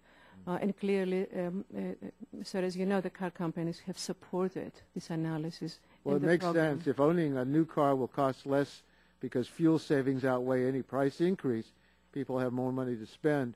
We certainly need to have a good understanding of this as NHTSA and EPA develop new round of standards. I had some other questions, but Mr. Chairman, my time has expired, so I will cease. Thank you. Mr. Gardner, you're recognized for 5 minutes. Thank you, Mr. Chairman, and thank you to the witnesses for your time today. I appreciate the opportunity to learn from you. And wanted to follow up, Mrs. Oge, with something that you had said, Ms. Oge, at the beginning of your statement regarding cellulosic ethanol. And I think you had said it wasn't developing quite as quickly as the administration or the EPA had thought. Wondered if you could go into that a little bit more and the reasons why. In both my oral and written statement, what I said is that it was not developed actually the way that Congress intended back in 2007 when ISA was signed into law, where the expectation was 100 million gallons of cellulosic fuel in 2010 and 250 million gallons. But also Congress, I believe, recognized the innovative nature of that industry and how new it is. So they gave us the opportunity to adjust those levels, which we have done for 2010 and 2011. And as I said earlier, there are two major issues that we are seeing. One is capital investment. The Department of Energy and Department of Agriculture is investing in a number of companies, but what they really need is beyond government investment, so we're seeing limited capital investment for some of the companies. And the second is they're learning a lot of lessons as they're going, so there have been a lot of technological challenges to move from a small R&D pilot project to a commercial project. But also we have been discussing this issue with a number of companies, including some oil companies, that are making investments in these advanced biofuels. Mm-hmm. So we're moderately optimistic that this industry is going to come up with the volumes that Congress expected in 2007 timeframe. Thank you. And recently the GAO, the Government Accountability Office, issued a report a couple of months ago as a requirement of the last time the debt ceiling was increased, a report that identified duplication, inefficiencies in government. One of the areas that report talked about was the volumetric ethanol excise tax credit. And are you familiar with that report? I'm not. Okay, then I can submit that question for the record then. Wanted to just follow up a little bit too more on parity across the tax code when it comes to various kinds of alternative fuels. Is there, do you believe, a parity in the tax code when it comes to alternative fuels? And if not, could you explain why some get more credits than others? Sir, that's not my area of expertise, so I cannot comment. And I don't know if I would just make one comment, and that is, when you talk about parity, I would say that the tax incentives are greatly different. For instance, you mentioned the tax incentive for ethanol. That's a great that incentive is greatly different than the $7,500 tax incentive when you buy an electric vehicle. So there are great differences. I don't know of anyone who's done a comprehensive study that look at those various incentives and compare them. Thank you. And Mr. Chairman, I yield back one time. Thank you. This time I recognize the gentleman from Illinois, Mr. Shimkus, for 5 minutes. Thank you, Mr. Chairman. I apologize for being late. The electric mix of electricity generation today, as I understand it, is coal 45%, nuclear 20%, natural gas 23%, hydro 7%, and renewable 3.6%. Just to get that on the record, because my colleague, Congressman Griffith, and I, obviously big coal supporters, and it still has a major impact, and it will. There is an expectation that electricity increase, without even the electric fuel debate, will increase 30% by 2035. I think that's IEA's estimation. Anyone confirm that, or? We are a little bit lower than that. In the 20s. So even, but that's without a massive increase in electric vehicles. Right. So at least a 20% increase, which will speak to the argument of needing more generation, not less generation. Even with efficiencies, as some people would profess, we're going to need more generation. I would wish that the administration would look at empowering new power plants, looking at older facilities, and moving to more supply in this debate. The 2007 debate on the Energy Security Act is a curious debate because we're in a very similar position as we are today. High gas prices. The reality, and the political reality, was we were pushing for more supply. My friends on the other side were not. The only way they could do it environmentally was go through and hope that the cellulosic science would be there to meet this new demand. It is not there yet. So it brings me, the question is for the EPA, what about raising, there is a debate based upon, on the ethanol side, much discussion on the blend wall, and or second generation being considered to meet the next generation renewable fuel portions. What's your position on that?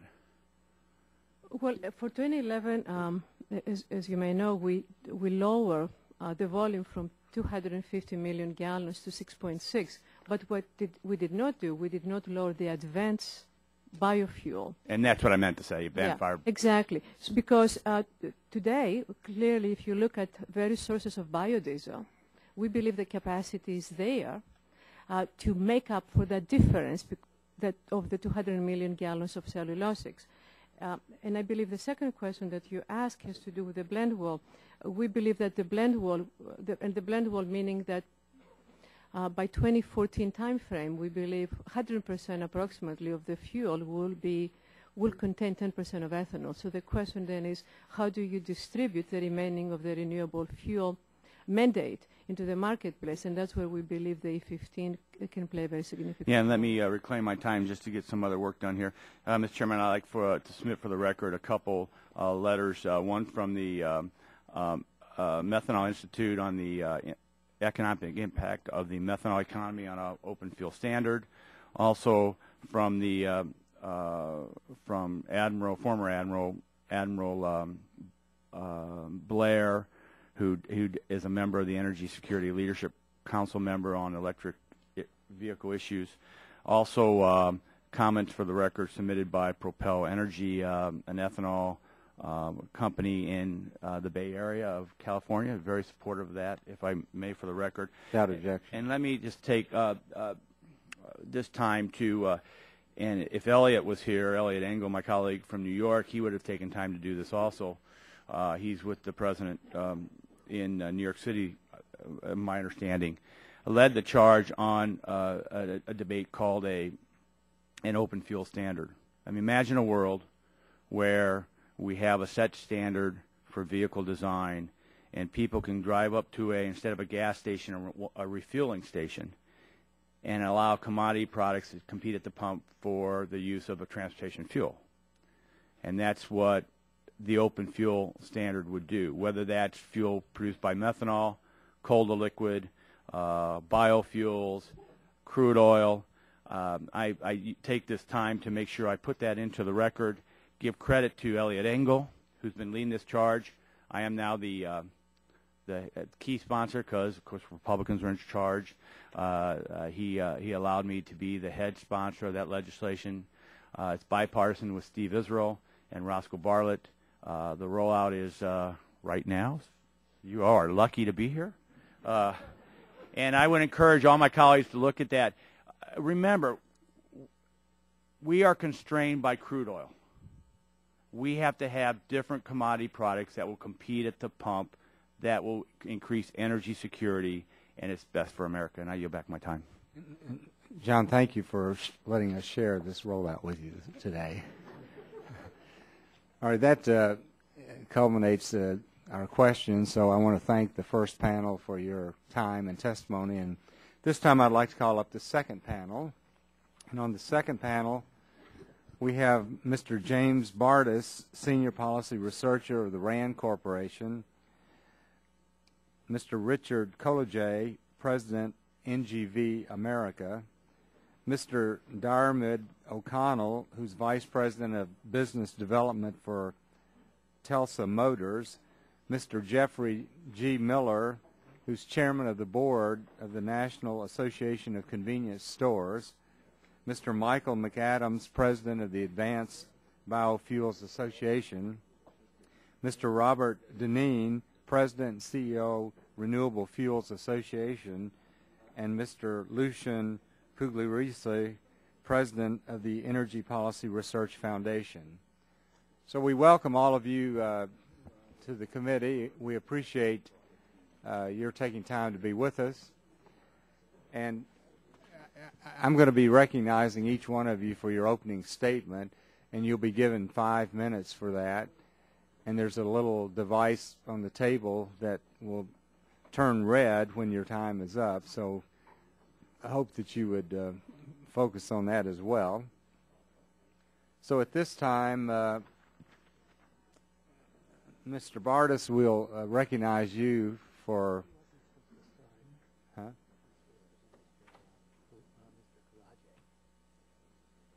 How do we know that?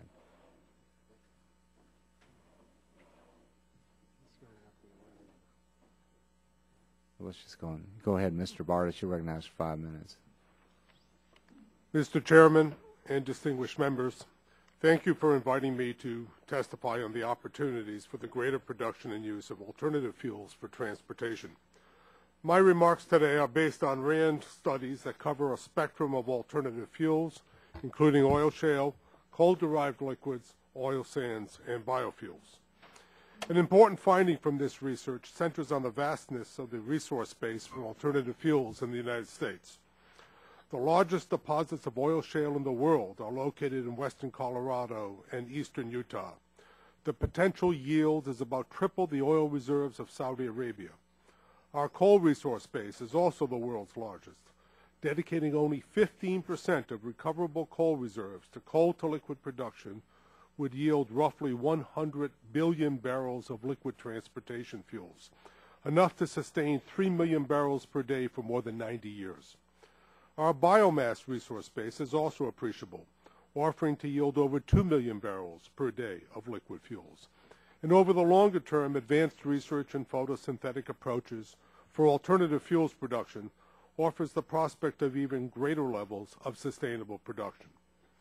Today I will be giving particular emphasis to our recently published congressionally mandated study on alternative fuels for military applications.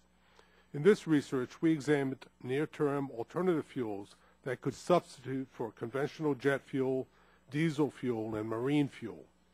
While our focus was on military applications, many of our findings also hold for the much larger civilian consumption of these fuels. In particular, the combined demand in the United States for these fuels is currently over 5 million barrels per day, most of which is directed at transportation.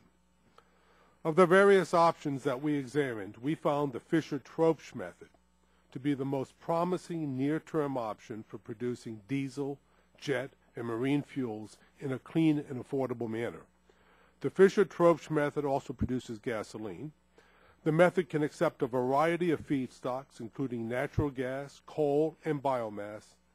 Modern commercial plants are in operation, but none are located in the United States. When using coal, our best available information suggests production would be competitive when world crude oil prices exceed $70 per barrel. This estimate includes the cost of capturing and sequestering nearly all of the carbon dioxide generated at the coal-to-liquids production facility, so that life cycle greenhouse gas emissions would be in line with those of petroleum-derived fuels. We also looked at using a combination of coal and biomass as the feedstock to a Fischer-Tropsch facility, while again capturing and sequestering carbon dioxide emissions. In this case, production would be competitive when crude oil prices exceed $100 per barrel. Moreover, life cycle greenhouse gas emissions can be less than half of petroleum-derived fuels.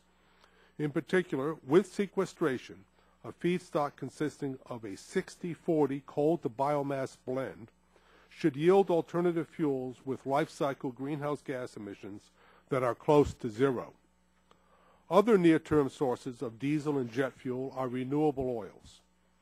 These oils can be prepared from animal fats or vegetable oils obtained from seed-bearing plants. Biodiesel from soybean oil is the most well-known of this class of fuels. When treated with hydrogen, these renewable oils can be converted to hydrocarbon fuels that are suitable for both military and civilian applications. Unfortunately, the prospects for these renewable oils are dim. For seed oils, the main problem is the low oil yield per acre.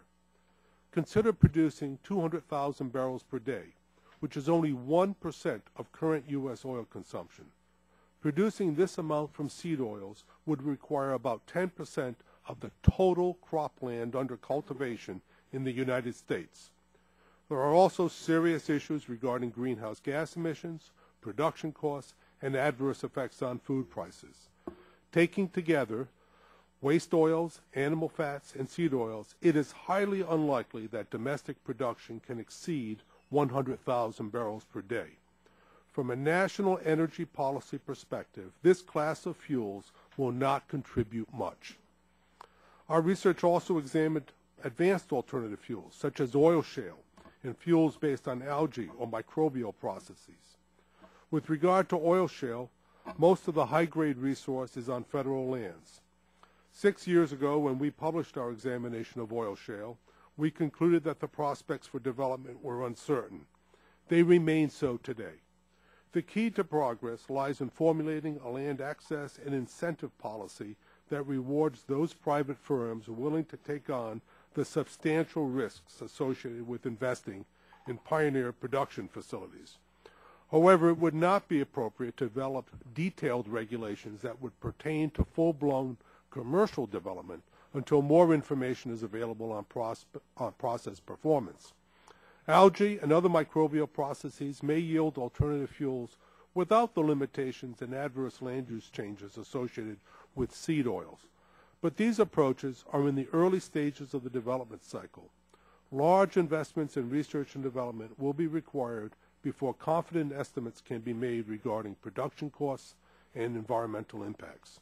In my written testimony, I have also highlighted the national importance of alternative fuels and further discussed policy issues associated with gaining early commercial experience in emerging alternative fuel technologies. This concludes my remarks. Thank you. Thank you very much. Mr. Pugliaresi will recognize you for your 5-minute opening statement.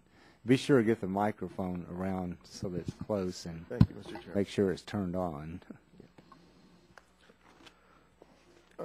Chairman Whitfield, Ranking Member Rush, members of the Subcommittee on Energy and Power, on behalf of myself and EMPRI, we welcome this opportunity to testify on the topic of alternative transportation fuels. I'll summarize my key points of my testimony, but submit the entire statement for the record. The Energy Policy Research Foundation is a nonprofit organization that studies energy economics with special emphasis on petroleum and the development of downstream petroleum markets. We've been researching and publishing reports on all aspects of the industry since 1944. The federal government provides a range of subsidies, tax incentives, and regulatory mandates to promote the use of ethanol and other renewable fuels into the national gasoline pool. Until recently, the ethanol was limited by law to a maximum of 10%, but as well as a specialty fuel at high levels, what we call ED5 or 85%. Under the renewable fuel standard, volumetric requirements for ethanol increase annually, regardless of the growth in gasoline use. For 2001, the renewable fuel standard requires the gasoline pool to achieve almost 10% by volume, and which is historically the level we have limited for conventional fuels, for conventional vehicles, over concern about safety. So-called obligated parties, such as refiners and importers, can only market additional volumes through greater sales of E85. But E85 has met a lot of consumer resistance through poor mileage performance. E85 also requires large investments in new pumps and tanks. In response to concerns over market limitations of E85, EPA has authorized the use of a new fuel with 15% ethanol, or E15. It's only available for model year 2001 and newer cars with certain exceptions. These initiatives to increase the blending volumes for gasoline have been sought as a means to create additional market access for the mandated volumes of ethanol as the 10% volumetric level or blend wall is reached. If we go to the first slide, domestically produced ethanol should have provided some modest constraint on the rising cost of gasoline, as turmoil in the Middle East and North Africa sent crude prices well above $100 per barrel. Instead, ethanol has seen its feedstock costs more than double over the last 10 months, an increase considerably greater than the rise in crude prices over the same period. Now, if we go to the second slide, see that U.S. policy requiring ever larger volumes of ethanol blended into the gasoline pool is now running into two distinct and important cost realities, both of which are likely to contribute to an increase in the price of gasoline. The first is the rapidly rising cost of corn. Disappointing U.S. corn yields, loss of wheat crops worldwide, and the increasing domestic and international demand for corn has pushed prices from $3.50 a bushel to over $7 a bushel in the last 10 months. The second problem is the volumetric mandate on the use of ethanol in the U.S. gasoline pool, which will soon exceed the threshold of 10% by volume. We have different debates on when that will happen. But this is going to cause some serious problems because the transportation fuel sector will be left with a program that mandates the blending of a fuel, regardless of cost, demand, infrastructure, or value. We move to the third slide. We can see in a market free of volumetric mandates, cost would be the prime determinant of evaluating the appropriate mix of ethanol and gasoline sold at the pump. EPRINC's analysis shows that the volumetric ethanol mandate for the gasoline pool is bringing more costly product to the market. But when ethanol prices are converted to a gasoline energy equivalent basis, the wholesale price of ethanol is $3.95 a gallon. Ethanol, when adjusted for BTU and miles per gallon equivalents, sells above the price of premium gasoline at retail outlets. This is DOE data. Now, if we move to the last slide, the congressional debate over the deficit has highlighted concerns over the cost of ethanol subsidies, now estimated at nearly $6 billion per year. Ethanol is highly valuable. And, you know, we often get criticized that we don't like ethanol, but actually ethanol is highly valuable as an octane booster and as an oxygenate. If we had no subsidies, we would use a lot of ethanol, probably 400 to 500,000 barrels a day. So what we're getting out of the subsidy program and the mandate is the second increment, around 400,000 barrels a day, and we're paying a lot for that. It's not surprising that the volatility in the oil market are also present in the corn market. Corn is a globally traded commodity, and China, the world's second largest corn producer, has recently become a net importer of U.S. corn for the first time in many years. As long as both of these commodities are locked into a regulatory environment that strictly prohibits adjustments to changes in market conditions, opportunities to temper the cost of market volatility through adjustments in the domestic fuel mix with corresponding and unnecessary cost increases for transportation fuels will remain limited. We are well aware that ethanol producers have made expensive capital investments in the production of conventional biofuels. And EPRINC has always maintained that ethanol is an important and critical component in the production of domestic transportation fuels. We should not abandon this investment. But existing law will drive the mandate above 10% of the gasoline pool. These higher blend rates for ethanol will impose major costs on the wholesale and retail distribution components of the fuel sector. In addition to these financial risks, we may find that the mandate has foreclosed more cost-effective alternatives, such as drop-in fuels. Given the costs involved, we should consider holding the mandate at 10% until we can get a full understanding of the risks and costs of the full range of strategies to increase the volume of domestic fuels in the transportation sector. Thank you, Mr. Chairman. Thank you. At this time, I recognize Mr. Miller for his 5-minute opening statement. Chairman Whitfield, Ranking Member Rush, members of the subcommittee, my name is Jeff Miller. I'm president of Miller Oil Company, headquartered in Norfolk, Virginia. I also currently serve as chairman of the National Association of Convenience Stores, or NACS. Thank you for the opportunity to testify today on the topic of renewable and alternative fuels. The convenience and fuel retailing industry, which sells 80% of the fuel in the nation through 117,000 outlets, has a unique perspective on the future of transportation fuels. Let me start by stating that we support the use of renewable fuels and are working hard to expand their use with the motoring public. However, we are in the customer service business and have to make decisions every day regarding what products to sell and which services to offer our customers. Choosing to sell a new fuel is very different than choosing to sell a new candy bar. As new fuels come onto the market, we want to have a reasonable expectation that we will be able to generate a return on our investment and will have the option to sell them while being in compliance with all laws and regulations. But to do this, we need your assistance. I would like to highlight some of the issues retailers face when considering whether to sell a new fuel. To illustrate my points, I'll use E15 just as an example, but these issues can be applied to almost any other fuel that's being developed. First off is compatibility. By law, all of the fueling equipment I use at my stores must be listed by Underwriters Laboratories as compatible with that liquid. If I use non-listed equipment, I violate OSHA regulations, tank insurance policies, and other regulatory requirements. Because UL will not recertify any existing equipment, even if it is technically compatible with the new fuel, my only legal option is to replace my dispensers. This could cost me about $20,000 per unit, or roughly $80,000 to $100,000 per store, depending on the number of dispensers. Further, if my underground equipment is not listed for E15, I would have to replace that as well. Once we start breaking open concrete, my costs could easily exceed $100,000 per site.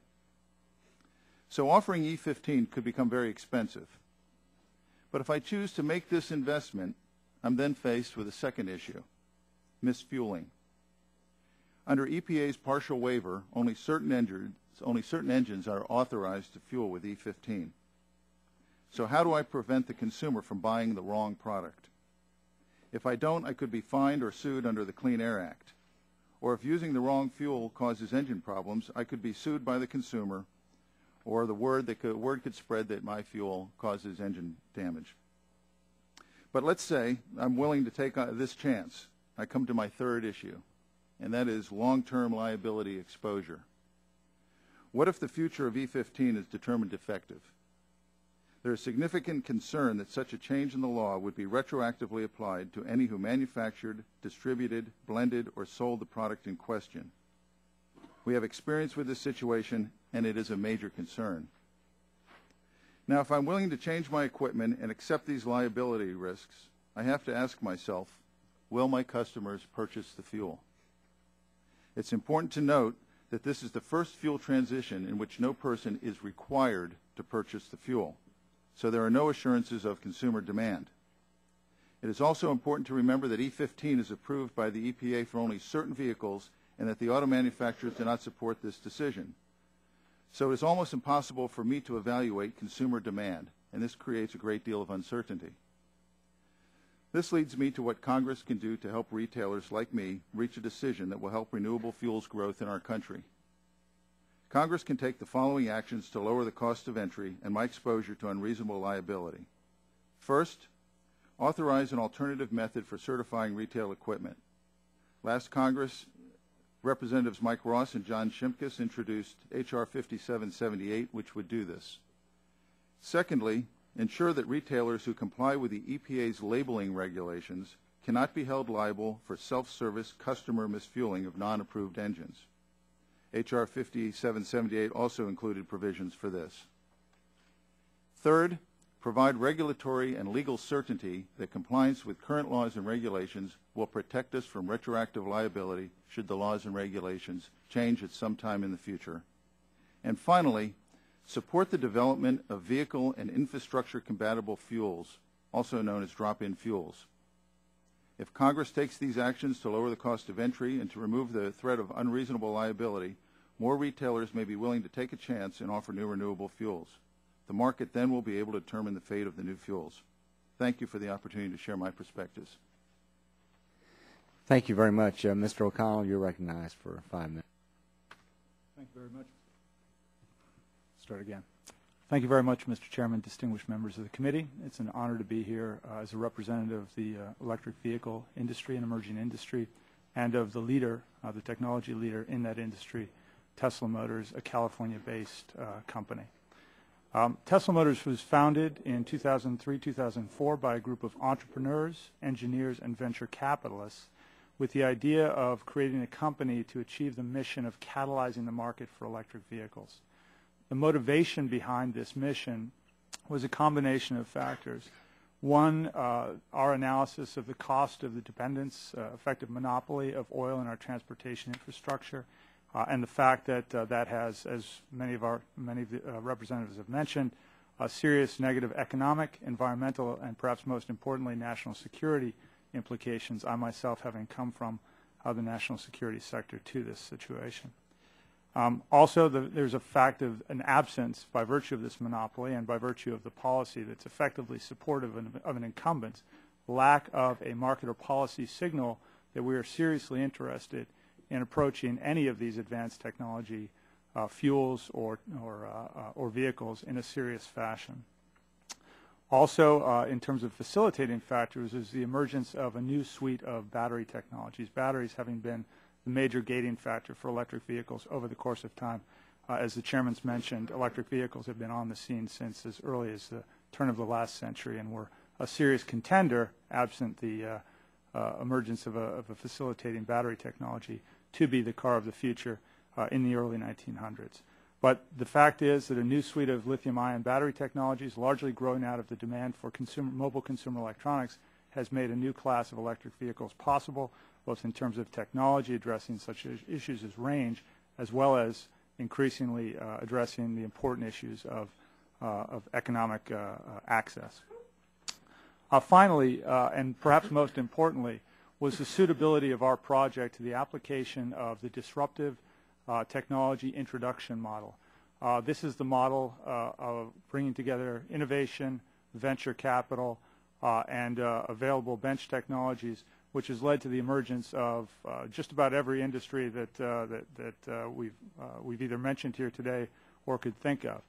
Most recently in mobile technology, whether it's the cell phone, the personal computer, or all the associated technologies there, but going back even further in history, the fashion in which airline travel became a commercial reality, or in the automotive sector, the fashion in which safety technologies such as airbags and anti-lock brakes have emerged. And that is that initial technology, early technology, tends to be expensive. It's expensive because of the substantial investments that we make in the R&D.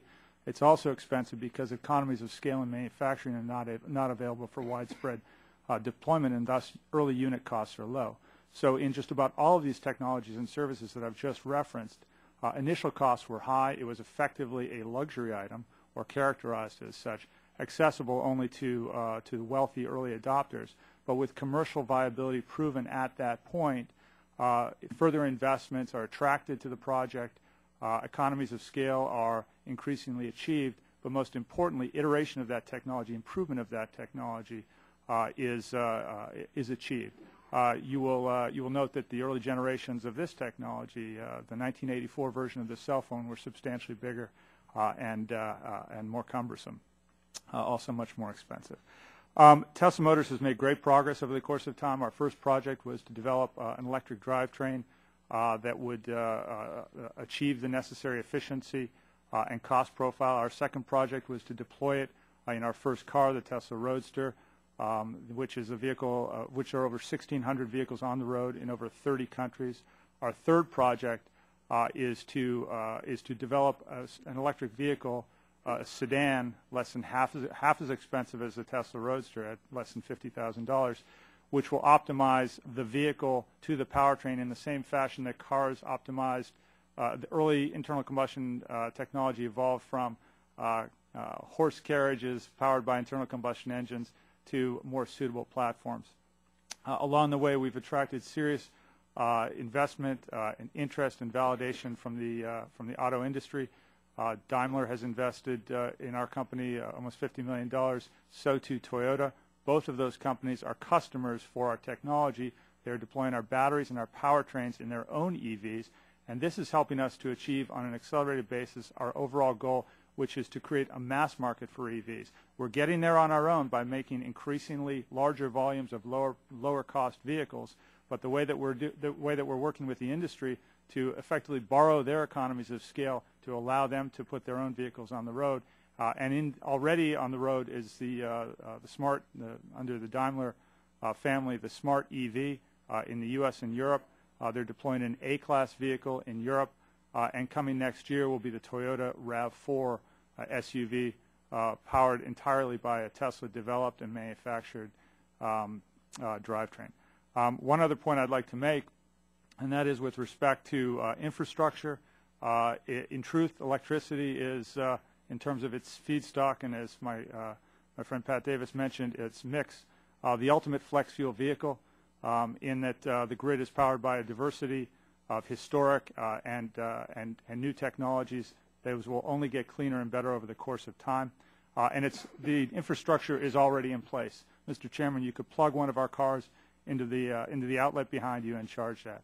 That exists in every home in America and requires no investment in large-scale infrastructure. Thank you very much. Thank you. Mr. Kulodziej, you're recognized for 5 minutes. Mr. Chairman, Mr. Rush, members of the committee, subcommittee. My name is Rich Kulodziej. I'm president of NGV America. We're the National Trade Association for vehicles that are powered by natural gas and biomethane. Thank you for the opportunity to be here today to discuss how increased use of natural gas can reduce our dependence on foreign oil, while also reducing greenhouse gas production and reducing urban pollution, and doing all this while creating more jobs here at home. It's now clear that we have a massive amount of natural gas right here within America's borders. The U.S. Energy Information Administration, the Potential Gas Agency, other expert bodies have now estimated that we have up to a 100-year supply of natural gas. As technology improves, that number is going to continue to go up. For petroleum, America must pay a world price, which is out of our control. We are a price taker. But because there's no way to ship large quantities of natural gas off of North America, the supply and demand of natural gas here is set by prices here. It actually sets the price here. So we have much more supply than we have demand, so natural gas prices are forecast to be way below oil. The question is, how do we use all that gas? Well, the market tells us that for vehicles, that is the highest valued application of all natural gas uses. That's why we're seeing such rapid growth in the NGV market worldwide. In fact, NGVs are the fastest growing alternative to petroleum in the world. In 2003, we had only about 2.8 million NGVs globally. Today, we have over 13.2 million, and according to the forecast by the International NGV Association, by 2020, we're going to have 65 million vehicles on the world's roads. Most of those are smaller sedans, but for a number of reasons, including the sheer size of America, the strategy of the U.S. NGV industry has been to focus on high fuel use fleets, trash trucks, transit buses, short-haul 18-wheelers, school buses, urban delivery vehicles, shuttles of all kinds, taxis. We estimate that last year these vehicles used about 43 billion cubic feet of natural gas. That's the equivalent of 320 million gallons of gasoline we did not have to import. However, with proper government policies, the number could reasonably grow to 1.25 trillion cubic feet, or the equivalent of about 10 billion gallons within 15 years. Now, some of this will displace gasoline, but the majority would displace diesel. Diesel represents about a quarter of on-road petroleum use. While there are many options to displace gasoline in light-duty vehicles, there are very few options to displace diesel in trucks and buses and other heavier vehicles. Of those options, natural gas can make the biggest impact the fastest. This is important since trucks are the economic lifeblood of America. Everything we buy moves by truck. If we reduce the cost of trucking, we reduce the cost of everything. And that's going to benefit businesses and consumers alike. And NGVs can help do that. Right now, the cost of NGVs the cost to buy an NGV is high. It's higher than gasoline and diesel. But the cost to operate those vehicles is less. Therefore, the more miles driven, the faster the payback. For some fleets, the most intensive fuel use fleets, NGVs are economic today. But to expand the use of NGVs and maximize NGVs' oil displacement potential, we need to bring down the cost of NGVs, that first cost of NGVs, and we have to make them more economic for more fleets. And that's going to happen through economies of scale and through more large-scale production. That's why the industry is so excited about the bill recently introduced by Mr. Sullivan, H.R. 1380, the Nat Gas Act of 2011. That bill would provide federal incentives for the production, purchase, and use of natural gas vehicles and the expansion of NGV fueling infrastructure. That bill, which was introduced on April 6th, as Mr. Sullivan had mentioned, already has 180 bipartisan co-sponsors. It would only be in place for 5 years. It's only a 5-year program. But during that time and long thereafter, this would make a big impact on the number of NGVs for which the fleets would be find economically attractive. This is going to accelerate the NGV use in this country, which in turn would bring more NGV manufacturers into the market, increase competition, and drive down that first cost premium. NGVs are a here and now technology. We don't need any major technological breakthroughs. What we do need is to grow faster, and the Nat Gas Act would help jumpstart that growth. Thank you for your attention. Thank you. Mr. McAdams, you're recognized 5 minutes. Chairman Whitfield, Ranking Member Mush, and members of the committee, I'm honored to be with you this morning. The Advanced Biofuels Association represents 36 of our nation's and world's leading advanced biofuels companies and feedstock producers. Since its inception, the association has advocated technology neutrality, feedstock neutrality, and subsidy parity. Said another way, put everyone on a level playing field and please do not pick a winner. Speaking to the focus of today's hearing, recent energy information data showed that we as a country used 290 billion gallons of various fuels products in 2010. Most of those gallons came in the form of gasoline, diesel, jet, marine fuels, and heating oils. Over 50% of this demand was met using foreign oil or imported products. Advanced biofuels and cellulosic producers are uniquely positioned to produce fuels that can meet this demand while delivering more sustainable environmental performance. The association and its members believe that all the various renewable and alternative fuels have an opportunity to make a contribution towards reducing the dependence on foreign oil.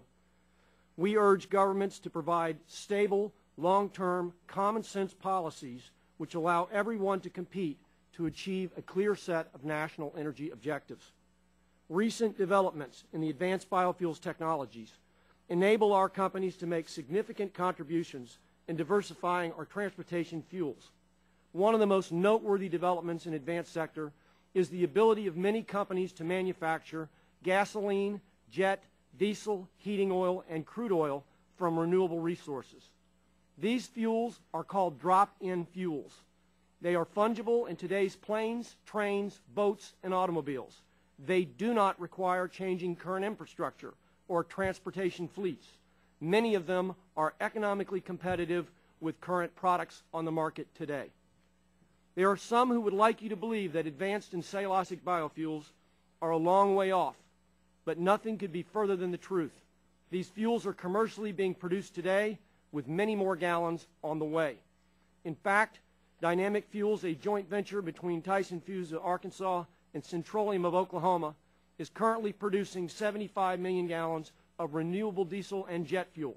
This plant makes diesel and jet fuels as if they were made from a traditional refinery out of a traditional barrel of oil. In addition, I'm pleased to report that several advanced biofuels companies have gone public with great success. This is the private sector's money, not the government's.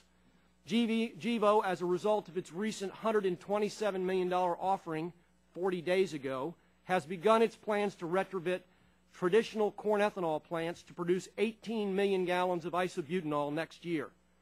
They further have plans to develop 350 million gallons of production by 2015. These developments would simply not be occurring if it were not for the vision of this committee and Congress to enact the RFS. Our association and member companies strongly believe that the current RFS is the most important federal policy in supporting the development of all biofuels in this country. We specifically urge the committee and the Congress not to tinker with this statute at this time. One issue we'd like to bring to the committee's attention today is the regulatory process at EPA and the certification of RIN credits. When Congress expanded the statute in 2007, the intent was to back out as many types of gallons of foreign fuel products as possible. Currently, the EPA and their RIN certification process is showing a tendency to be prescriptive and narrow in approving some determinations for qualified pathways as well as qualifying some potential feedstocks. We would urge the Congress to remain closely engaged with the agency on these determinations. Many are moving forward at this time and could have a significant chilling effect if not resolved correctly. While we support EPA's efforts to protect the environment and the existing commercial chains of delivery, we encourage them to err on the side of bringing as many types of renewable advanced biofuels to the market as reasonably possible. Additionally, we need to acknowledge for the last 20 years our regulatory structure has regulated gasoline and ethanol, and a number of new types of fuels will need to be harmonized with the existing regulatory system so we are able to compete on a level playing field. We should not allow the regulatory elements of the past to be barriers of entry for these new high-performance fuels of the future. As most of you are aware, the chief challenge of the advanced and cellulosic industries has been acquiring the necessary funding to build the next generation facilities. One of the primary reasons is the disappointing lack of commercial funding has been our biofuels tax policy. The current code is inconsistent in what it rewards according to the molecule, the feedstock, or the process used. Advanced and cellulosic biofuels tax policy does not provide parity, and in many cases the credit is not the right form to enable the companies to monetize their value. Depending on the size and scale of the company, many in the advanced or cellulosic industry believe they would have been more successful if they'd had a similar investment tax credit to the solar and wind industries rather than the production tax credits afforded under the law. In conclusion, a significant amount of progress has been made over the last 2 years by the advanced biofuel sector. Much more is on the way as these fuels continue to make significant contributions to America's world's transportation pool. Thank you for the opportunity to be with you, and I look forward to your questions. Thank you. Mr. Deneen, you're recognized for 5 minutes. Thank you, Mr. Chairman. Chairman Whitfield, Ranking Member Rush, members of the committee, I want to thank you for the opportunity to be here today. I do believe, as others have stated, that this is an incredibly important and timely hearing. Look, CNN yesterday had a poll of economists across the country, and every single one of them suggested that the single most important threat to our nation's economy today is the skyrocketing price of gasoline. We need to get a hold of this issue, as many of you have noted so far this morning. But I can tell you that as a consequence of this committee's actions over the past several years, no matter who has held the gavel with the 2005 energy bill and the 2007 energy bill, we are making some progress. As a result of that bill, we now have 200 ethanol plants in operation across the country. Companies, Mr. Chairman, like Commonwealth Agri-Energy in Kentucky, certainly Mr. Rush, many in Illinois and Nebraska and Kansas and Colorado, and even Congressman Griffith, we have a plant now in Virginia, in Hopewell, Virginia, that's processing ethanol from barley, a cover crop. It is exactly what the renewable fuel standard was hoping to do. It was hoping to evolve this industry to new feedstocks and new technologies. It is having some success. As a result of this committee's work in 2005 and 2007, our industry is now producing some 13 billion gallons. Our industry is now responsible for some 400,000 jobs across this country. This industry is responsible for $53 billion to the gross domestic product. We are displacing some 445 million barrels of oil that would otherwise be used in the production of gasoline. But most importantly, and critical to the debate going on today with respect to gasoline prices, the fact that we are producing 13 billion gallons, the fact that ethanol is now blended in 10% of the nation's fuel, is having a dramatically positive impact on gasoline prices. A report that was released earlier this week by Iowa State University and professors at the University of Wisconsin concluded that in 2010, the blending of ethanol actually reduced consumer gasoline prices 89 cents a gallon. That's a savings to household incomes of about $800 a year. That's a meaningful impact, and it's just going to grow as the ethanol industry and other biofuels continue to grow and evolve. But a couple things still need to happen. As Mr. McAdams just noted, the renewable fuel standard that has helped propel this industry in this fashion needs to stay in place as it is. You ought not be tinkering with it. I would suggest, however, and my testimony goes into many areas where the Environmental Protection Agency needs to pay a little bit closer attention to the statute and congressional intent in implementing this program. There are a number of areas where they have hampered the continued development and evolution of biofuels in the implementation of the renewable fuel standard, and my testimony goes into many. I'll just maybe mention one.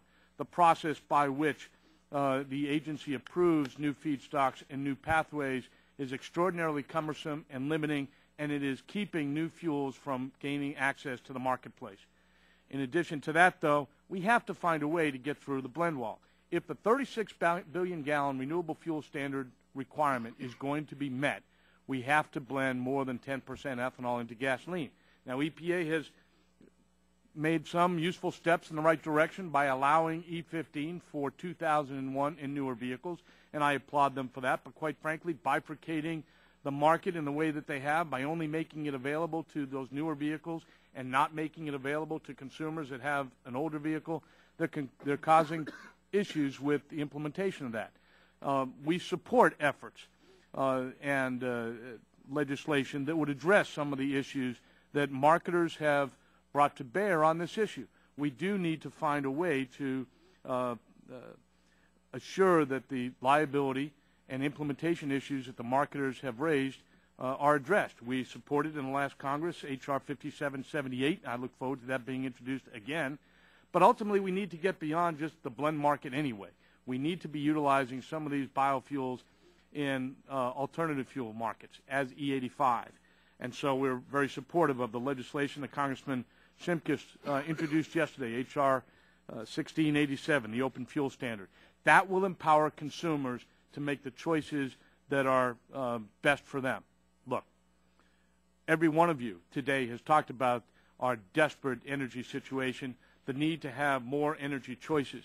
We need to stop demonizing domestic energy supplies no matter where they are, whether it's coal or corn-based ethanol. We need to be empowering consumers to make the choices that are best for them. Things like the open fuel standard would do that. Things like making sure the RFS is implemented as Congress intended will do that. But the inexorable march toward more domestic renewable fuels like ethanol, like cellulosic ethanol, like other advanced biofuels has got to continue. It's too important for our nation's economy and energy security. Thank you. Thank you, and thank all of you for your testimony. We have 4 votes on the House floor, and unfortunately one of them is a motion to recommit, which is not only a 10-minute debate on each side, but also 15 minutes. So I'm just I'm going to go and ask my questions. We'll get you, Mr. Rush, and maybe we won't use all of our time and try to get as many in as we can, and then we'll decide what we're going to do. But Mr. Deneen had indicated that the renewable fuel standard had reduce the price of fuels by 89 cents a gallon. And I think in your testimony, Mr. Pugliarese, you had indicated that the renewable fuel standard had actually increased the cost.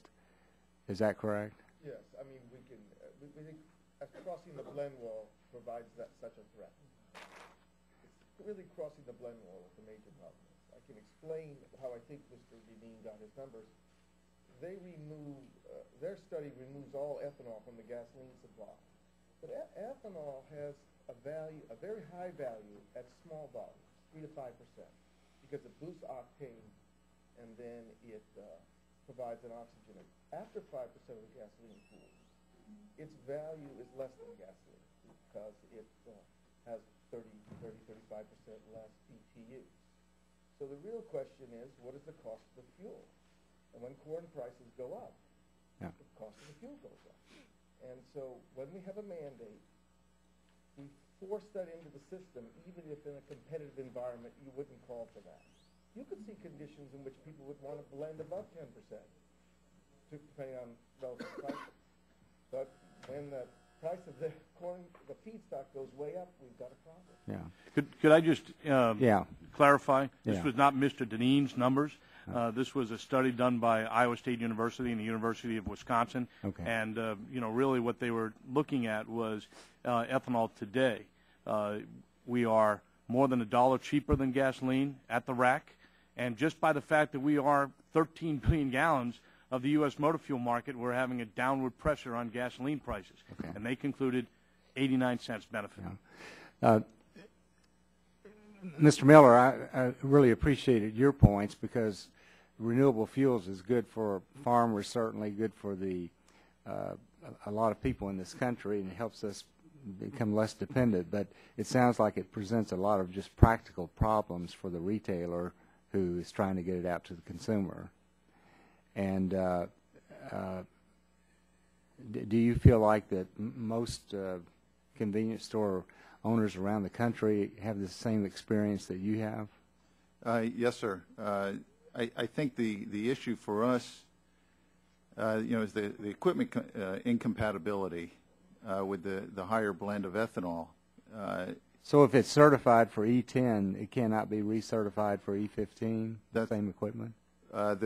The certification process now that we go by is Underwriters Laboratories, and they will not go backwards. They will only certify equipment going forward, which was why a provision was put in the bill last Congress about establishing a method for certifying older equipment, because some of the older equipment may work, but we don't have a method of getting it certified, and so therefore we'd be out of compliance. Dr. Bardis, the Fisher-Tropsch technology, it's my understanding that they will not license it for use in the United States. Is that true or not true? That is not true. Not true, okay. All right, thank you. That was easy. Mr. O'Connell. Some of my members are planning to use it. Okay. Mr. O'Connell, in your company with these electric cars, I know they're quite expensive, but it sounds like you're obviously doing very well with it. And right now, how far can the car go if it's fully charged? So our first generation Tesla Roadster has the ability to drive at the EPA using EPA rules 244 miles on a single charge. Sure. They have been driven in demonstrations over 300 miles. Our next generation sedan, so the sports car, two-seater, nice weekend car, the sedan 5+2 seating, so a regular everyday driver will have the ability to drive up to 300 miles on a single charge. Okay, thank you. Mr. Rush, you're recognized. Thank you, Mr. Chairman. Mr. Deneen, your passion is certainly commendable. I'm from corn state, ethanol producing state, and I just want to ask you, and maybe I'll ask this of Mr. Pugliarese also. Pugliarese, I'm sorry if I'm mispronouncing their name. Please accept my apology. But it seems to me that one of the most striking arguments against the ethanol is its impact on the overall food supply. can you address that, and Mr. Pugliarski, if you could also address those issues? What do you think about that argument? Thank you for giving me the opportunity to address that issue. With 5 minutes, it's a little bit hard to get everything in, and I certainly wanted to address that because it's been mentioned so far here today. Look, ethanol is absolutely not driving food price inflation today. What is? It's the skyrocketing price of gasoline that impacts everything from the fertilizer the farmer utilizes to the diesel fuel to get the product to the stores, to the packaging that's used to package the fuels, to the marketing. I mean, petroleum drives all of our economy today. So that's the single most important impact. The second might be the speculation in the marketplace that's going on today. I mean, it's been a phenomenon just really over the past 5 or 6 years. But you know, the hedge funds today, with long positions on grain supplies, control more corn than does the entire ethanol industry would utilize in a year. So the role of speculators is having an incredibly important role in this. But at the end of the day, Congressman, we're just utilizing the starch in the processing of corn. All of the protein, all of the vitamins, the feed value of the corn is retained and is then used in livestock and poultry markets across this country. We produced some 36 million tons of feed products last year, enough feed to feed every cattle that is fed on a feedlot. So this is not a food versus fuel industry. This is a food and feed industry.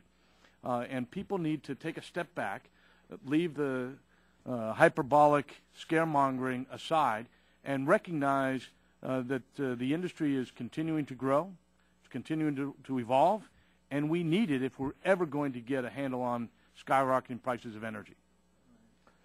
Yeah, Congressman Rush, I think the issue is not really.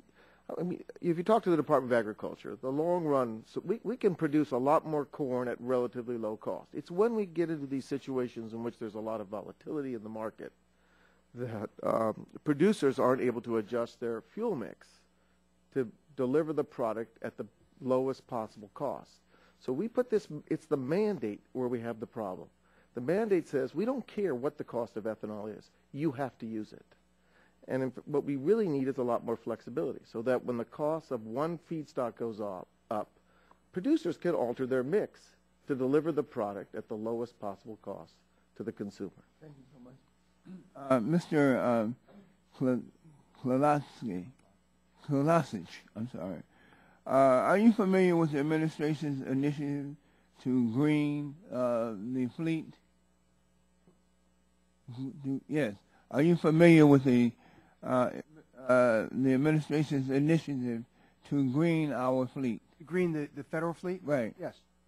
Okay. What role could natural gas play in advancing that objective of producing more government-owned vehicles that run on alternative and more efficient fuels? Well, just like with all the alternatives, if the federal government moves to alternative fuels, you're going to use less fuel. Natural gas has the benefit of being also less expensive, significantly less expensive, so that you would help reduce the cost of operating those vehicles, especially in the bigger vehicles. I mean, the federal government has a lot of light-duty fleets, vans, pickups, sedans. But they have a significant number of larger vehicles where the option is diesel, and we're the best alternative to that. Mr. Chairman, this is the time when you are back my side. Thank you. Mr. Pompeo, you're recognized. Great, thank you. I'll try and do this in less than 5 minutes, so we can get on our way. I want to ask Mr. O'Connell, Mr. Colote, you get your pronounced right? Yeah. I get mine pronounced wrong all the time too. I know. So, and Mr. McAdams, I heard each of your three testimonies. They sounded eerily similar. Each of you's got industries that have made technological progress. Each of you's got vehicles that are in production phase. Each of you believes that you've got the low-cost future technology. You should know that you are 3 of the 12 industries that have been in my office in 100 days to tell me that you provided the great next American energy solution. I've heard from 12 different industries. I wish you'd go to the capital markets and not Washington, D.C. for your solution. So I want to ask each of you, this is yes or no, are you prepared for your personal tax dollars to go to the other two guys to support the tax credits and subsidies that they're looking for? Yes. Absolutely. Yes, sir. So we should subsidize all 12. So everybody who comes to my office with a great energy solution, the taxpayer should underwrite each and every one of those industries. No, what you should look at, I would suggest, is you look at each technology on its own. And with respect to natural gas vehicles, I can tell you that that's one of the reasons we have 65 million, we will have 65 million natural gas vehicles on the road eventually in 2020. We have 13 million now, is because, primarily because governments are supporting that activity to get oil out of the market.